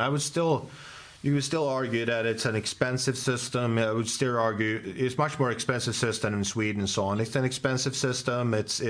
You might argue that it's overly populated and so on, but I don't want to do that because I would love to have more firefighters in Sweden. But the context difference is I mean, the average response times in Sweden is much higher. It's simply because we don't have as many fire stations, because we don't do EMS. We only do fire, and the call volume does not justify having more fire stations to reduce call times. So driving distance makes a big factor, and if you can have one fire station with one fire truck, a big fire truck, or you can have a fire station with one big fire truck, just less people, and the other ones are satellites going around doing whatever, fire prevention, whatever it is, and they have an ultra high pressure system. Now I think the discussion is to be had about ultra high pressure system on the big fire truck too, but that makes way more sense, because that will cut down, in our context, 2 minutes, 3 minutes, 4 minutes, 5 minutes maybe, even in urban areas. And if we go to rural areas, it's even more extreme. That could be 10 minutes in advance, because a small truck is just way faster than a big truck. So and I think bringing the conversation about simplicity with that's one thing that I've really grown to appreciate, like we've been talking about, having these fire attacks go on and on, where I've been able to be a part of a lot of these things and really enjoy in a acquired structure setting, kind of playing around with a bunch of different equipment and everything, and I've really enjoyed the simplicity and consistency around both a 7/8 smoothbore for residential firefighting, or the other nozzle that I really have started to like for a fog nozzle is the 150 at 75. I really like that nozzle. It's got a little bit higher stream velocity, and that's talking about the in the weeds. I don't know exactly why it's happening. It just seems like those two nozzles do a fantastic job, and you can get into the weeds on why it happens. At the end of the day, the fire attack, the fire attack being simple and having, like Aaron calls, the rule of threes, and it's not because people are dumb, it's because there's so many variables that are out of our control and that are unknown, that having a simple and consistent fire attack that we can get really good at, there's a lot of value in that. And so our fire attack, where we are opening up the nozzle and moving towards the seat of the fire, the sweet spot where we're not going too fast and outpacing our cooling, but we also just want to teach the basic principle that we don't go too slow, and we don't go too slow because now we are the fire doesn't go out for two reasons. Either it's not enough water, or the water's not in the right spot, and the whole purpose of flowing while moving is to cool off a space and start working on another space as we're moving towards it. And so we're changing our angle in that building. And as long as folks understand these simple concepts of open that nozzle, move the stream, use the reach of your stream, listen and feel for it, and then move at a slower pace probably than you think you need to move, there's beauty and simplicity, and people get really good at it because it's so simple. They're able to just continually repeat it, no matter how many variables there are. Well, yeah, I mean, I'm not getting simplicity, but again, it's in that regards, I would not call, for instance, using ultra high pressure systems as adding something that's complicated. And I just don't know. I've never used ultra high pressure, so I think as long as it fits in that simple that simple realm where we're not adding too much complexity to, or too many variables and too many choices. It is. I mean, again, that what is a happy medium is there's no definite answer, because it's of course dependent on how much training hours do you have, how dedicated are your staff to train, and so on. So the happy medium. So much capital with the guys. Yeah. So I mean, the happy medium is not something you can just decide that this is the happy medium. That goes for that. That's going to vary a lot. I mean, if you look at American Fire Service and you do EMS and maybe you're a paramedic, I mean, how much hours do you spend on training paramedic, and how much can you train for fire? If you're a firefighter in Sweden, you're just a firefighter. You don't do EMS, but we do first response and a lot of places just like sure. CPR and like basic EMS. But that's the level. You're a primary firefighter, so you do extrication, hazmat, and so on. Does that allow you to have a couple of more training hours every year? I mean, it's the typical for full-time firefighter is you do between 150 to 200 training hours each year, and so the happy medium depends, of course, what is possible or not. But looking at it, I'm still, when I look at nozzle work from, you know, like nozzle forward and so on, I'm just struck by in Sweden we spend literally almost zero time on nozzle work. I mean, it's sort of hose management or hose line management. Sure. I mean, there's 100 psi hose. It might kink. I mean, it might kink, but we're not very flow oriented. So if it kinks, not badly, we don't really care. And since it's 100 psi, it's less prone to kinking. And most of the times you use I don't really necessarily like it, but most fire departments have a booster line, high pressure 1-inch line, maybe with a like 35 gallons a minute, maybe 40 gallons a minute at most. No, not even that. It's like 25, 30 gallons per minute. And most fires are fought with that, and they're fought, I would say, on a macro level, it seems to be effective. And the micro level, I know that it could be effective too. So you go like, okay, so that's zero. If you were to take a traditional 42 mil Swedish, what is normal lay flat hose is in Sweden, 42 is inch, inch and 3/4, roughly. Maybe it's exactly 1 3/4. It's not one. It might be in between 1.5 and 1 3/4. Anyway, if you take that line and you pressurize to 100 psi with a fog nozzle, that's easily manageable in terms of nozzle reaction, and I would say it's way more flow than you pretty much ever need if it's not commercial or industrial. And firefighters, if I try to teach firefighters about moving hose, they genuinely ask me, why would we need this? Like this is a non-issue, and I look at the United States and I see, okay, so we're saying, well, we want a simplicity, we want a simple, but we're going to spend X amount of hours just moving hose line.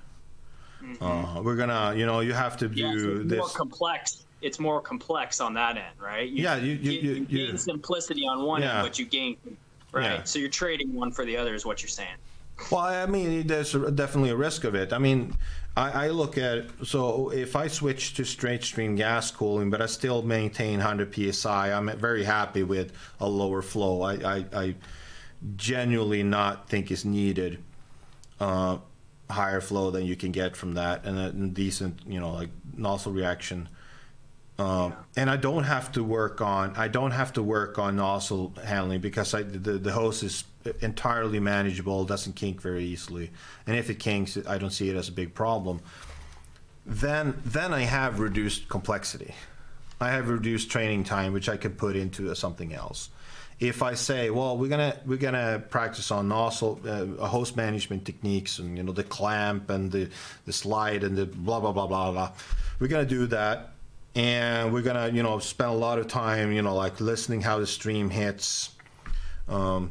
Again, I just traded one training problem towards the next, and I'm very unsure that I would gain that much in efficiency or effectiveness compared to I will switch to a straight stream, and I will do instead the monkey method, go in and spray everywhere.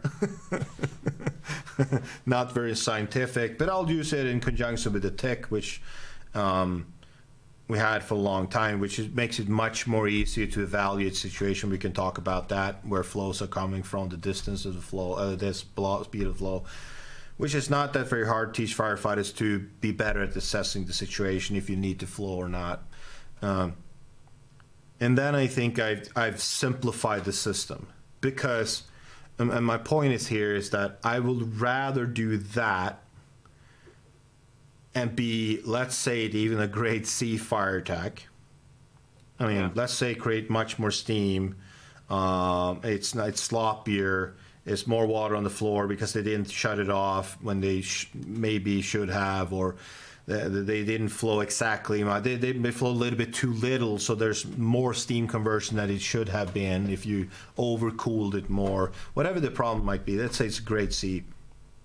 But I gained a much better coordination because we practice on communication. I gained a much better speed at deploying the hose line in advance. I gained a lot more speed in what I would say the coordination between outside transitional attack and inside. I had to talk with Ray McCormack, and he was talking about the external attack taking time from the internal attack, and I said we would do it simultaneously. That would be the norm, so it wouldn't take any time from the internal attack. It would just reduce the time we can go to ventilation. That's a separate discussion. We're not going to have time for that because I want to go to bed. But we'll have another chat sometime. We'll get into more of that. So the trade-off I want to make is that I want to reduce nozzle technique. I don't think it's that important. That's why I want to take away the fog. I don't think it's that important in the grand scheme of a fire attack. The actual nozzle work, I don't agree with that being that important, and especially not like moving hose line, just because you want to increase the amount of flow and get a little bit of bigger hose line just to squeeze those extra gallons per minute out of the system. I find it to be a very bad trade-off. Instead of saying, well, I'll use a straight stream, my flow is way enough, I don't have to put a lot of time into that, and I'll again, for instance, get that coordination correct, because that's if something fails every time, almost, it is communication and coordination. Sure. And you look at that, and again, not on good crews. That's not the problem. Good crews are usually good over the case, but it's the average crew, and of course the bad crew. Yeah, and you need to build your operation on. You need to build your operation on. There's the tenets that make a grade A fire attack a grade A fire attack, and we need to distill the principles of why that grade A fire attack was a grade A fire attack down to very simple concepts, understanding that we're going to get a whole spectrum of them throughout the fire department. As our fire department goes to these fires, we're going to get a bunch of grade B and grade C and all that kind of stuff. But we're happy with a grade B. We're happy with a grade C. Our training is simplifying what made the grade A a grade A, and making it a very simple process that 80% of our folks, you got 10% that are pushing and trying to gain information outside, and so on and so forth, the whole thing. Well, call it 80%, whatever you want to call it. Yeah. That the group that they want to show up, they want to they want to do a good job, and they want to go home. And we've only got so many training hours. Yeah. How can we distill this stuff down to simple concepts? And the hose movement component, if we drop the volume and increase the pressure like you're talking about, what we give up on the other side is like the tactical redundancy, or we're giving up volume. And also, well, you would have to make an argument that volume is important. Right. And I don't see how you can make that volume. It's just purely more is better. Because like the UL studies for sure that did not support that you need more. So what is the, if you're talking residential, we're talking normal fires and everything. Yeah. What is the argument besides more is better for increasing that flow? And we're not talking double. We're talking. Let's say if you increase pressure and reduce the size of those, maybe you squeeze out 25% extra, or 30% extra. What you're comfortable with being your. And again, we keep hitting on this happy medium. Okay, you've got too much flow, like this has been beat to death. There's too much flow where we can't keep the nozzle open and it's hard to manage, so we got to shut down and blah blah blah. And then you've got no, but you still no. I don't agree with that, because that's the balance between nozzle reaction and hose size, and people different opinions. What I'm asking here is, if you look at whatever research and so on, how do you justify that you need 150 gallons per minute compared to 120, for instance, or 200 instead of 150? Right. You can absolutely justify less. You could justify 110 gallons a minute. I mean, there is like, a lot of fire departments in the States are doing booster reel firefighting with, their booster reel is a 1-inch booster reel, up until a lot of regulations change and so on and so forth. And for us around here, I think the 150 gallon a minute mark is kind of the generally accepted minimum firefighting flow for going in a residential house fire. And we build our operations around 150 gallons a minute. Yeah. But take that regulation away. Why? How do you justify that being, the minimum number you need? Yeah, I think the justification is in, it's in the fudge factor of it's going to be enough for worst case scenario inside. How do you know that 110 is not enough?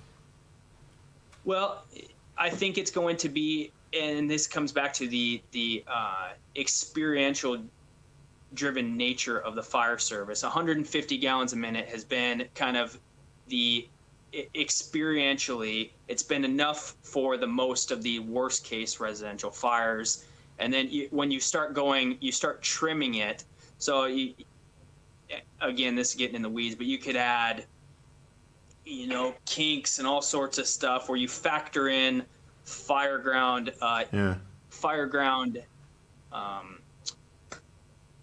just things that happen on the fireground. Bad hose management, kinks, the whole thing. And if you have 150 or you have 160 gallons a minute or whatever, you're giving yourself some fudge room there. Yeah, but it comes with a cost, right? It comes at a cost, though, right? And the cost low pressure. You need to train more on hose management and so on. Right. So there's the cost to having the, I'm comfortable. I've got the fudge factor. I've got 150, 160 gallons a minute. Yeah, it's harder to handle. It adds complexity into this side of handling the line, and I can absolutely see, an argument in the other direction of, well, why not 110 gallons a minute that we don't have to train on, right? And I can see that argument. I think organizationally for, or I should say geographically, hose training in our culture in the fire service here is something that we have no problem dedicating hours of training to. It's something that is pretty accepted that this is what we do. So it's not hard for us to battle. Right. Hey guys, we're going to go out and we're going to pull hose and get good on this aspect of it. Yeah. Right. And don't get me wrong, and you know, of course I am happy that firefighters are training, but you still go like, okay, so how important is it? Because you could only have so much time. You could only argue that if you didn't do that, you could have gone out doing, you know, how layout service or layout, looking at buildings. You can do, you know, CPR training, whatever it might be. So there's always a cost, even though I am happy that they're doing it. Because I mean, I can go into, I mean, I've recently been playing a lot with ultra high pressure on straight stream, like in buildings, and I mean, the nozzle I used on two acquired structure burns not long ago was a 15 gallon a minute. So 15 gallons a minute on a straight stream, and I was not comfortably handling, you know, two fully involved rooms with, you know, one window open and a door open in the other part, but I was definitely managing it. Like I made it do what I wanted to do.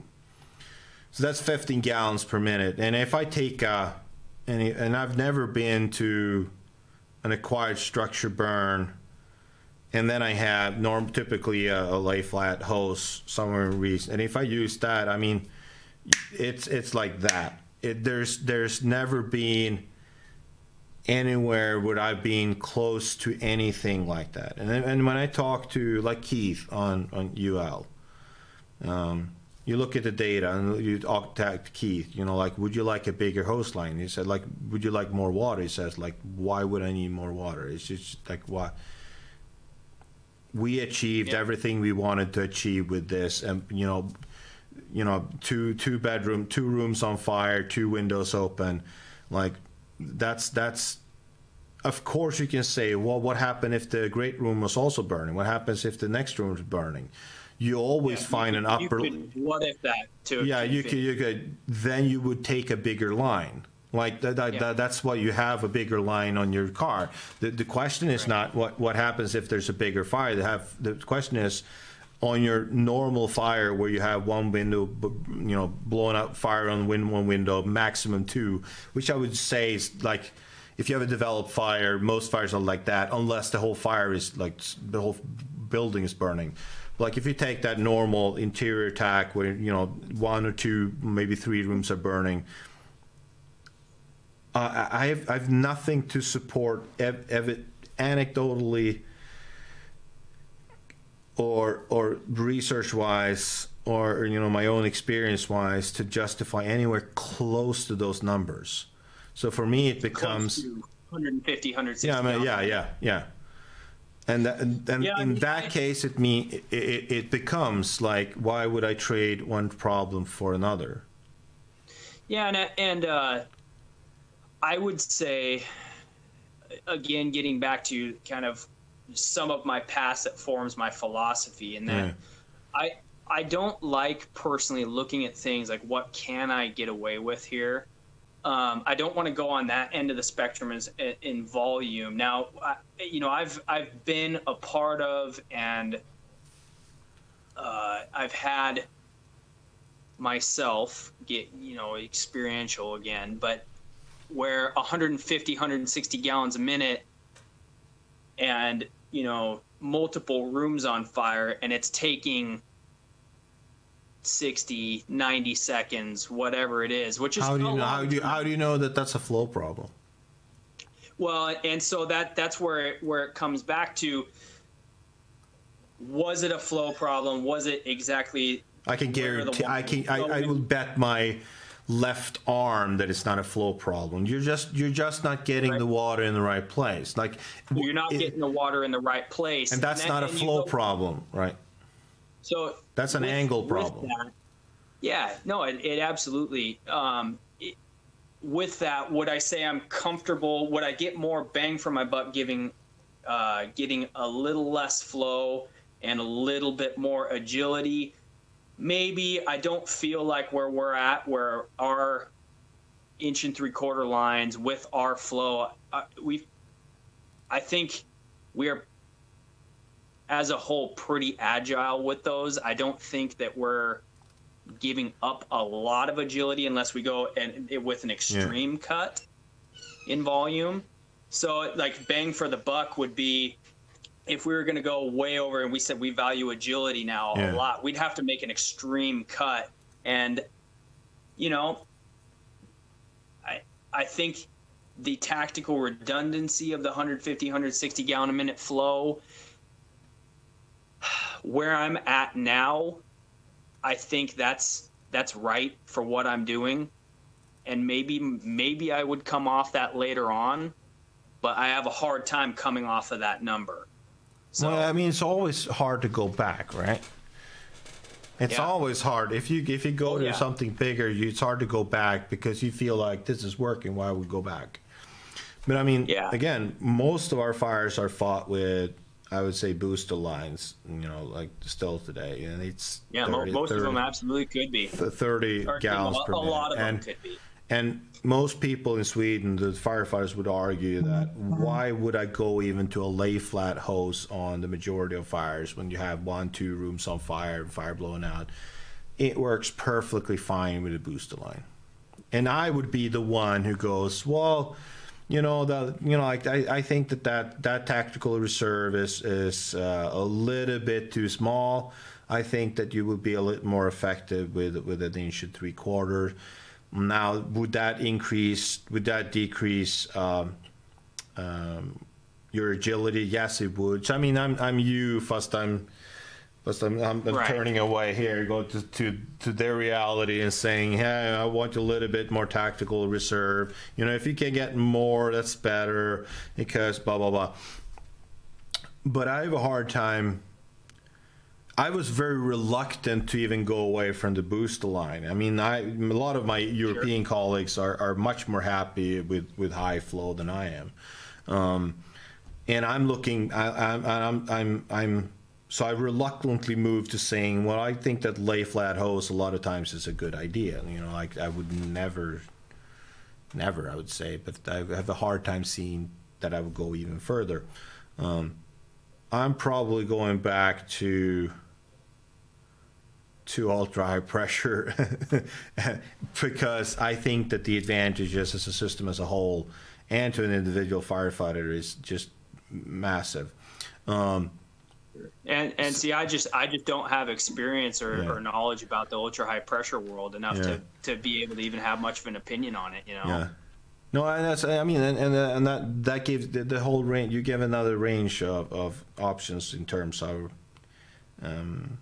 especially if you factor in property conservation as a factor. Like if you have a void space fire, or concealed fire, an attic fire, and so on. And when you get ultra high pressure mists, for instance, in there, you don't create water damage. You don't get ceiling collapse and anything. You maintain the integrity of the house in a whole different way. So that's an argument for itself, I would say, for ultra high pressure in terms of providing a better service. But where ultra pressure is not used for interior attack, basically anywhere. It is just an offshot in the United States where there's some departments using basically ultra high pressure for interior attack. But I find it highly interesting because it seems to do what you're describing. And I don't know, and I have my theories and so on, but it seems to do what you're describing. It creates a less sloppy environment. You would think that ultra high pressure would create a steamy environment that's steam everywhere. But I think that and it's the same reason I lean towards that maybe you're creating more steam, but you're also condensing steam much more efficient. Maybe that's the case with the smoothbore. Again, with the droplets creating, when you have ultra high pressure, you create super tiny droplets, but you use it as a straight stream. You cool the surfaces, you create a lot of steam, but that steam, as soon as it hit by the stream, those tiny droplets condense it back to. So as long as you're using the stream to cool the environment down all the time, you're condensing that steam back, and you're not hit with moisture on the same way. Now, I haven't played with that either, and I have certainly because there's been very little research. The only research been done is by ATF in the United States on interior attack with ultra high pressure. But that is certainly, definitely, pro ultra high pressure by the ATF. Sure. So I really need to go to bed now because I got to get up in the morning. But I find it interesting, definitely, about your experiences and the difference between the straight stream and the smooth bore is complicated because there's stories and there's experiences, but to me, again, experiences are highly flawed, and I don't trust them unless they're my own because they're perfect. No, but I'm glad I'm not the only one. No, but I mean, when people can't explain, it's easier when people can explain it. Like you said, you have a theory and so on. But when I look at basically all the studies done by UL and NIST for that matter and so on, and talking also to the people, just an extra layer like Keith, who's done a lot of the Keith Stakes, who's done a lot of the work, and he's of course smoothbore. He wants a smoothbore. He's a smoothbore guy. He's a smoothbore department. I don't feel confident in saying that it is in my context at least a viable option to look at a smoothbore compared to. But I'm open. I try to be. That's why I'm doing straight stream gas cooling in the land of fog cooling. It's a bold venture. It's a bold venture. Fuck. If you were to come tomorrow and you brought a ultra high pressure system with a piercing nozzle and said, this is what we're going to use on our next fire, you would not be close to the level of hostility that you might find in the hard land of fog when you say you're going to do a straight stream. And because the thing is that one of the arguments for why I have against fog is that firefighters are not good enough. So when I say to firefighters, I don't think you should use fog because you're not good enough, that's not an easy sell. No, you're going to make a lot of enemies that way. And you know what? This has been our, like I said, this has been our trajectory over here, is that the thermal balance firefighting to this more simplistic, hey, we're either gonna push it, we're gonna hit and move, meaning 8 seconds of flow, shut it down and move it, or we're gonna move.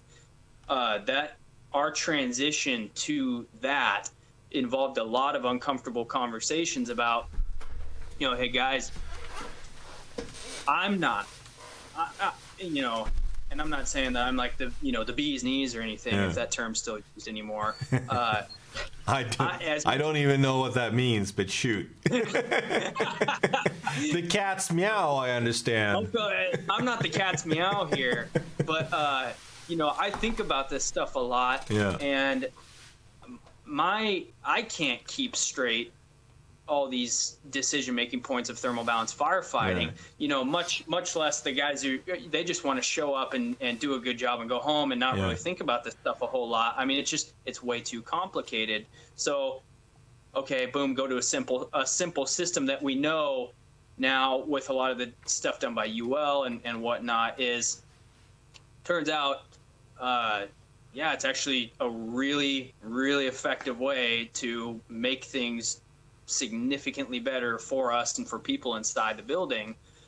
What you do gain in effectiveness and simplicity on one end, like you're talking about, on the back end you give complexity to the line management part of it. If you want to keep the flow high, yeah. If you're happy with a little bit flow, now that's where I think the happy medium is. Like that, I gain the simplicity. Sure, I don't think I need the flow. I gain the simplicity, and now I can add that elsewhere. Yeah, that's for me the happy medium, and well, sometimes I'm going to end with this. Sometimes I don't really understand some of the culture in America, because your version is, if I'm paraphrasing it, not evilly, but like in other ways, that hey, we want to be good, we want to be professional, so we're going to simplify this, which I totally agree with, that we need to simplify. So that's not the point. Yep. But the point is like no, we're going to simplify this, and we're going to work on host management, but we don't want to look at, on most part, we want to look at ultra high pressure. We don't look at other systems and what they can do to add our capability for preserve one's house. If we arrive to an attic fire, we're still going to pull ceiling and flush it with water, and the ceiling's going to come down, and the house is going to look like mess. But the fire went out, so we're going to happy go home. Like there's a strive to perfection on a very limited amount of the. We're going to do the perfect fire tech, and the rest we're just going to go, like overhaul. Well, serious, because like how often have I read one paragraph about overhaul on a smoothbore forum? I don't think I've ever read the word overhaul. Where is most water damage coming from? You're saying self overhaul. If the word you're looking for is perfection of service to the citizen, you're not finding it in the smoothbore community, right? That you cannot say that. You can say that we're trying to perfect the fire attack. Yeah, sure, I get that. But I'm trying to perfect the service of firefighting to the community, and that's not the same question. Yeah, and I can completely respect. I can completely respect that argument, of the overhaul side of things, like continuing to look at perfecting a bigger and bigger kind of circle of influence, right? Yeah. And to overhaul things, playing a factor in it. I think that the way, for us over here with truck companies, with the way the vast majority of our buildings are built, where a lot of times the drywall during the push, a lot of the drywall is coming down as our nozzle's hitting, and we're getting stuff falling all over the place. We just don't have a significant overhaul problem in the newer buildings. A lot of the older ones, we have significant overhaul problems. And so there are. I can see the argument. I think for me personally, it's like I can punt the ball so far, and my bang for my buck that I want to make is in really dialing in the fire attack side of things. And maybe somebody's going to come along, in a few years and really start looking at the overhaul side of things and wanting to, make tweaks and changes there. I just don't know exactly what that would look like, because of at the end of the day, we are so culturally ingrained with, we've got 1 3/4, we've got 2.5. Those are our lines. Yeah. And that's culturally what we have, and introducing a whole different type of, high pressure and all this kind of stuff in terms of overhaul. I think whoever made that argument would have to do a good job of quantifying what the problem is with overhaul right now. Because our problem that we view as overhauling old buildings, we're tearing them up, and there's pockets of fire, and there's all this kind of stuff in these old buildings and the new buildings. It just, we go in, we crush stuff, and it's out and it's done, and we shovel the stuff out, and then ServPro comes in, and they, you know, do the smoke damage stuff, and then the contractor comes in, new drywall goes in, and off we go, right? Yeah, so, I mean, I don't get me wrong. Of course, I'm not pissed off that someone wants to perfect the smooth it. Yeah. But when you look at it, I really try to look at, lack of a better word, a holistic view of like the whole fire service problem. I look at, is it worth having a hydrant system? Like I don't just assume that there's a hydrant system. I go like, okay, the maintenance of a hydrant system is very expensive. So if you want to have that, if you want to have a high flow, low pressure system, okay, so the need for hydrants increase. Like if you don't use ultra high pressure, that's just a fact. and okay, so what's the cost of that? If we remove the hydrant system and go for tanker trucks, that's much more cheaper. And then you could either use that for your schools, or you could use that to get more manpower, whatever it is. It is a holistic view. And when I look at the fire tax side, I go like, if I only look at the problem as that's this small world of fire attack, it might look like, yeah, maybe I should look more at smooth bores and so on. And there seems to be interesting things there and so on. But then when I step back and look at it, I go like, that's a non-issue. Like that's interesting, but it's a non-issue. Like I go look back and I go like, well, we need to definitely work with more ultra pressure system to reduce property damages on multiple types of fires. We need to get more rapid vehicles to reduce response times and versatility. We need to get better communication and coordination. I would love to take away that training hours for doing fog cooling. I would love to put that into better working with command or whatever it might be.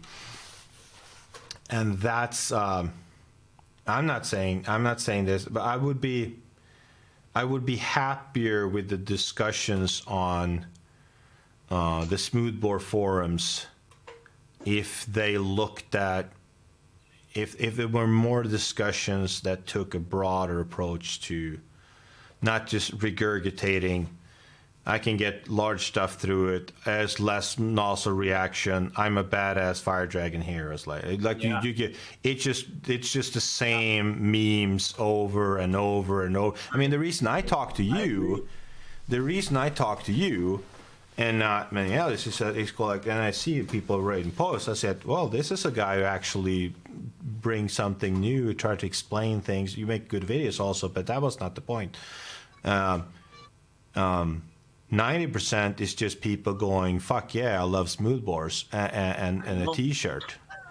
And you're like, and it's just so I would love to, because that doesn't mean they're wrong. No, in the sense that if the goal line you cross is the right goal line, some guys cross that goal line because they went through trial and error and they evaluated and they understand the complexity of the system. Some guys just augured their way in and happened to cross the right goal line, right? Maybe it is the right goal line, maybe it isn't. Yeah.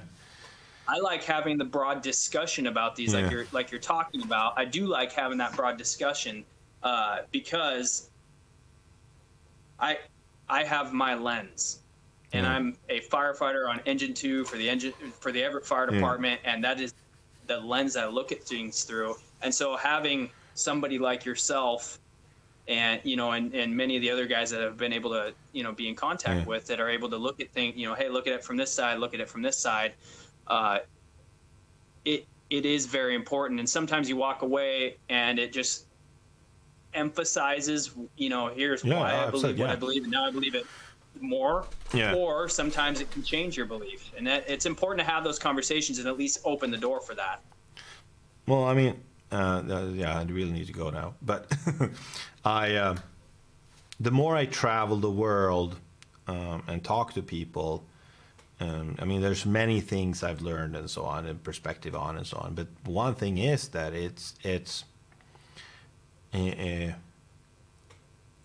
you can really hone into details like nozzle technique. You get better at smoothbore, better at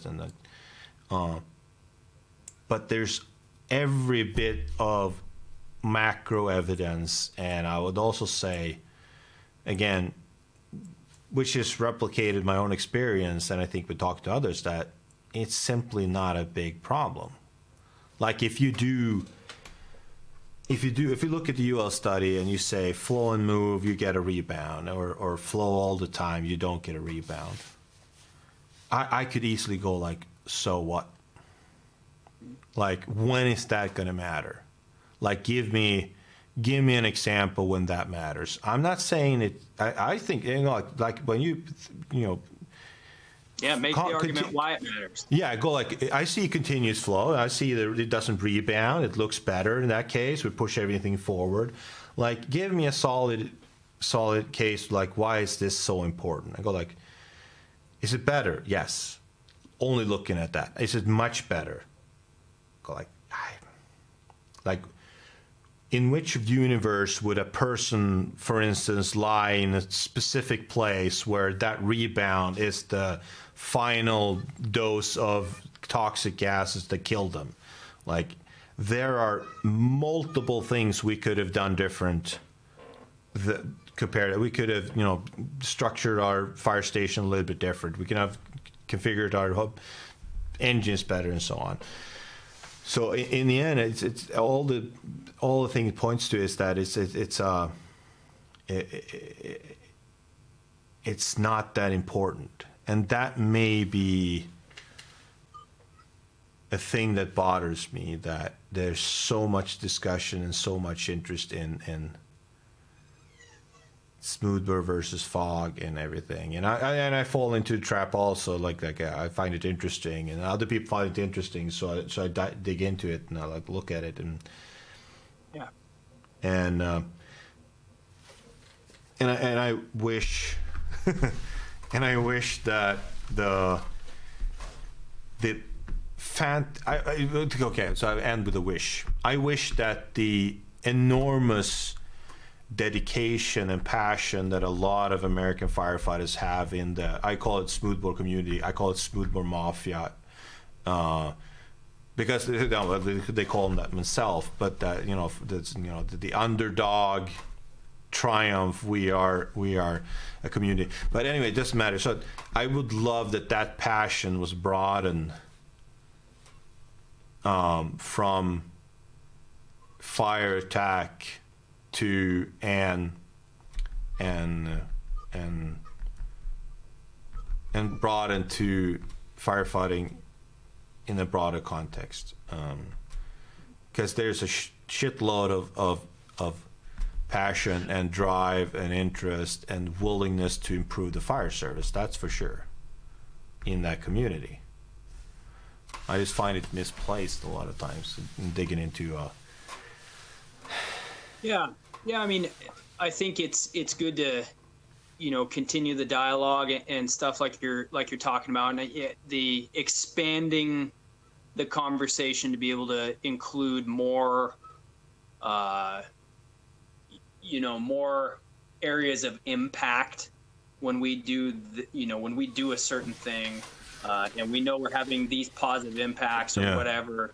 What else are we also impacting? What are the things? What is we want the most bang for our buck, and, you know, ultimately the most bang for the person on the floor's buck.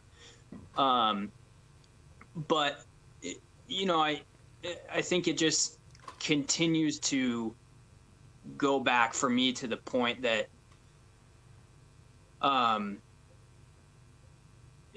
you know, the reason why I like smoothbore, or, you know, even a straight stream, like the nozzles on my rigs at work are combination nozzles, right? So I'm using straight stream at work. I use a smoothbore for a lot of the training stuff, and, you know, our department's going to be transitioning over to them, and the reason why I like them is because it's like a carpenter swinging a certain kind of hammer that they like, and I like this certain kind of hammer, how it feels, how it acts. I like what I'm able to do with it, and I also like the simplicity that it provides my organization for all of us. You talk about training hours. We're getting, more bang for our buck with more consistent training, and then, scientifically, from the science perspective of what's the most bang for our buck that we can do in the simplest fashion for, somebody who could be trapped in the building. I feel like there's a very good argument to be made with that nozzle, with that, especially the smoothbore. And again, I don't care. If it's a fog nozzle, give me a fog nozzle. I'll fight fire with a fog nozzle. I don't really care that much. I'm not going to die on the hill of smoothbore fog. I just really don't care that much. So you agree that it's not that important? Yeah, I mean, if it comes down to it, like tomorrow, if I go to do a meeting at work and they're like, "Hey, we are saying we're done with the smoothbore nozzles. We've got a bunch of guys with pitchforks and torches that want to come and burn your house down because you want to switch it to smoothbores." I go, all right, I can do a good job with fog too, right? They could do a good job. I'm not going to die on the hill of what kind of nozzle. But in regards to what kind of fire attack, that's where I'm going to start dying on the hill a little bit more on. I want it simple, and I want the nozzle open. So. Well, I like I said, I think that there's a lot of value in that. I think there's a lot of interesting things. I find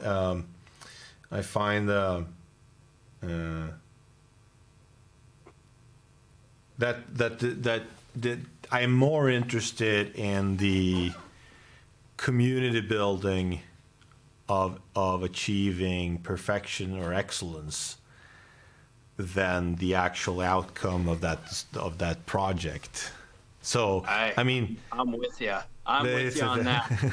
Because like I see this, I looked at it with skepticism first, and I still have serious doubts and some concerns. But the community building of smoothbore fans, which is just a strange thing to be, right? Oh, right. Man, you can't just argue that. Like you go around with a smoothbore in your hat.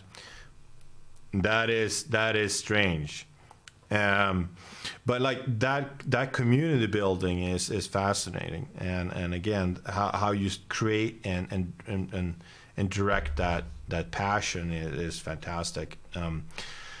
So if that passion can goes into what I would see a little bit broader question than just about the fire attack and about the tool used for that, I think that would be a better use of that passion. Even though I'm curious what's going to happen with the smoothbore versus straight stream debate.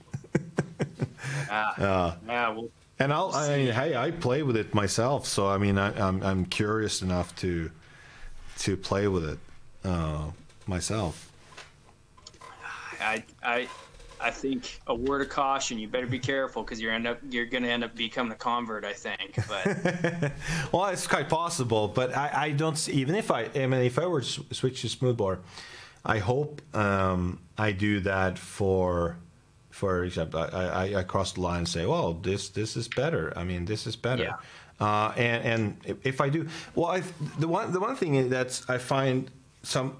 Damn it! I really need to go to bed. But the one thing I find interesting is, and I've not been good at communicating. It's like, well, okay, Lars. So you switched to smoothbore, straight stream gas cooling now. So you realize that was better, and like now you've switched camp, or you switch like.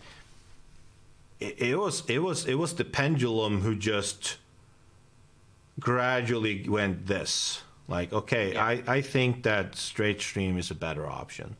Like, do I think that fog is absolutely useless? Like it just entrains air and mixes everything? No, it says, like, I would, if I had unlimited time, I would use both. And when I burn houses myself, I use both because I think I think that, you know, a lot of times it's just extremely wasteful to do a straight stream when I could just go psh, with a little bit of fog to achieve my outcome, which was to suppress that flame that was coming or whatever.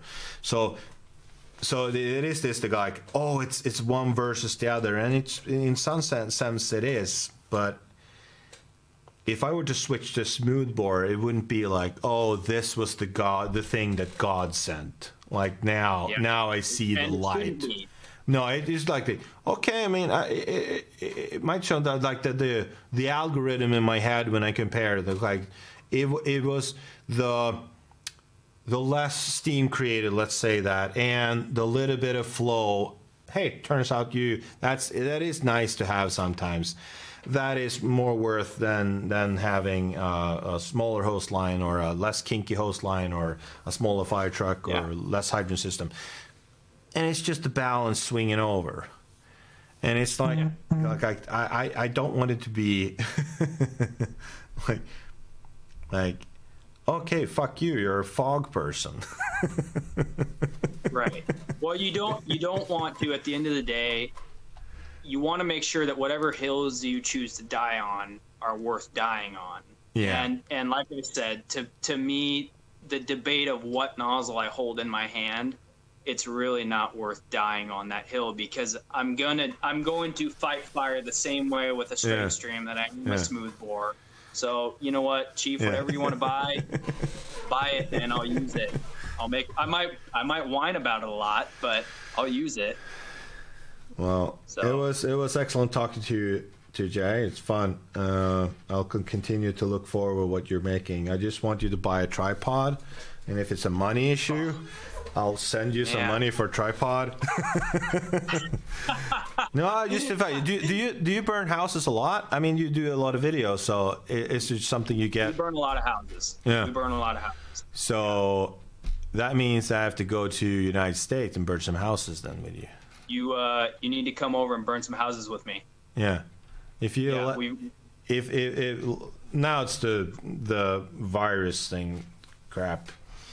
But eventually the world is maybe start roll again. Just let me know when you have a house good in advance, preferably two. So you have some that, and we'll work it out. It would be cool. And I'll bring you an ultra high pressure system, and we'll play with it. Please do. I don't even know what the heck you're using, but I want to see it. So. It's a toy. It's a toy. It's a garden hose. Dressed up as a fire. I saw a couple of your videos with it, and I watched you. I watched you opening up some doors and watch some of that stuff come leaning out over your head, and you had this little garden hose looking thing in your hand. That was that's 20. That's like 15 gallons a minute. Yeah, I mean, it's more than enough for those situations like that. Yeah. Well, when this virus thing calms down, we've got houses to burn, and that sounds awesome. Be a welcome choice, and I'll buy you a beer. Yeah, I get fit tested in Seattle. Oh, I mean, man, I would love to show up with you and say, hey, this is my buddy Lars, and we need to get him fit tested and watch my safety officer go nuts. I am. I mean, I've been in the United States. I've been a lot of places. At some places, I have not been allowed to even try to be fit tested. We just got no. You're not going to go into a container. A lot of places, nobody is, no fit test, nothing. Just go just go in. You seem to be good. But I've been fit tested once and passed with flying colors. The machine said suspiciously tight. Like it looks, I know. It says suspiciously. There was like different test runs when you go out like this. And the machine was like, is something wrong maybe? Because it was suspiciously tight. Well, so that's funny. I haven't got, it was actually in, it was in California. So it was in Mountain View, California. So okay. I've asked him, like, can I get a protocol just to put it on like Facebook, like, here I am actually fit tested with this beard. Well, I hate to burst your bubble, but we're using Scott SCBAs that I keep in my garage here, so there's no fit testing program. Excellent. Yeah. Well, have a good day, Jay. It was nice talking to you. I need to go. I need to go to bed. Man, get some rest. Let's we'll do it again some other time. It's fun talking to you. Yeah, the same to you. Bye bye.